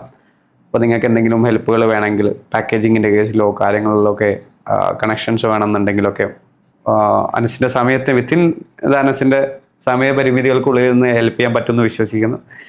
അപ്പോൾ കേരളത്തിൽ നിന്ന് ഒരുപാട് ഇതുപോലത്തെ പ്രൊഡക്റ്റുകളും സോഫ്റ്റ്വെയർ പ്രൊഡക്റ്റുകൾ മാത്രമല്ല ഇതുപോലത്തെ പ്രൊഡക്റ്റുകളും മാർക്കറ്റിലോട്ട് വരട്ടെ. ഇപ്പോൾ ലവ് വിഷിനൊക്കെ പറ്റി പറഞ്ഞ പോലെ ഞാനത് നല്ല രീതിയിൽ അവരെ ഫോളോ ചെയ്യുന്നതാണ്. അപ്പോൾ നല്ല അടിപൊളിയായിട്ട് കാര്യങ്ങൾ ചെയ്യാൻ ഒരു നല്ല പ്രൊഡക്റ്റാണത്. അതുകൂടാതെ അതിൻ്റെ എക്സിക്യൂഷൻ നല്ല അടിപൊളിയായിട്ട് ചെയ്തിട്ടുണ്ട്. അപ്പം ഇതിനൊക്കെ വേണ്ടിയിട്ട് നിങ്ങൾക്ക് എക്സിസ്റ്റിംഗ് ബ്രാൻഡുകളിൽ നിന്ന് ഇൻസ്പിറേഷൻസ് എടുക്കാൻ പറ്റും. ഓക്കെ, അതൊക്കെ വെച്ചിട്ട് നിങ്ങളുടെ പ്രൊഡക്റ്റ്, നിങ്ങളുടെ ഐഡിയയിൽ എന്താണോ ഉള്ളത് അത് നല്ല രീതിയിൽ മാർക്കറ്റിൽ ഇറക്കാൻ പറ്റട്ടെ. സോ ഇത്ര സമയം നമ്മളുടെ കൂടെ നിന്ന് നമുക്ക് ഈ ഒരു ഹോൾ ബ്രാൻഡ് ജേണി, ഒരു ഫുഡ് പ്രൊഡക്റ്റ് മാർക്കറ്റിൽ ഇറക്കി അത് ഒരു കൈൻഡ് ഓഫ് എക്സിറ്റ് കിട്ടുന്ന ഒരു പോയിന്റ് വരെയുള്ള കാര്യങ്ങൾ ഫുൾ ഡിസ്കസ് ചെയ്തിട്ട് നമുക്ക് എല്ലാ കാര്യങ്ങളും മനസ്സ് പറഞ്ഞു തന്നു. So I thank Anas for coming to this podcast and sharing all these thoughts, and once again I wish Anas all the best with his new venture.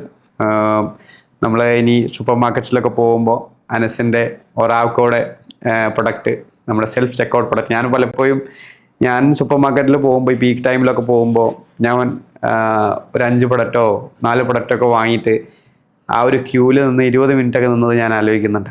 അപ്പോൾ ഞാൻ ആലോചിക്കും ഇതിനൊരു പ്രൊഡക്റ്റ് ഇല്ലേ, ഒരു സൊല്യൂഷൻ ഇല്ലേ എന്നൊക്കെ വിചാരിക്കും. അപ്പോൾ ആ ഒരു പ്രോബ്ലം ആണ് അനസ് ഇപ്പോൾ സോൾവ് ചെയ്യുന്നത്. സോ അതും ഈ ഫുഡ് മാനിയ സ്റ്റോറി പോലെ ഒരു സക്സസ്ഫുൾ സ്റ്റോറി ആയി മാറട്ടെ.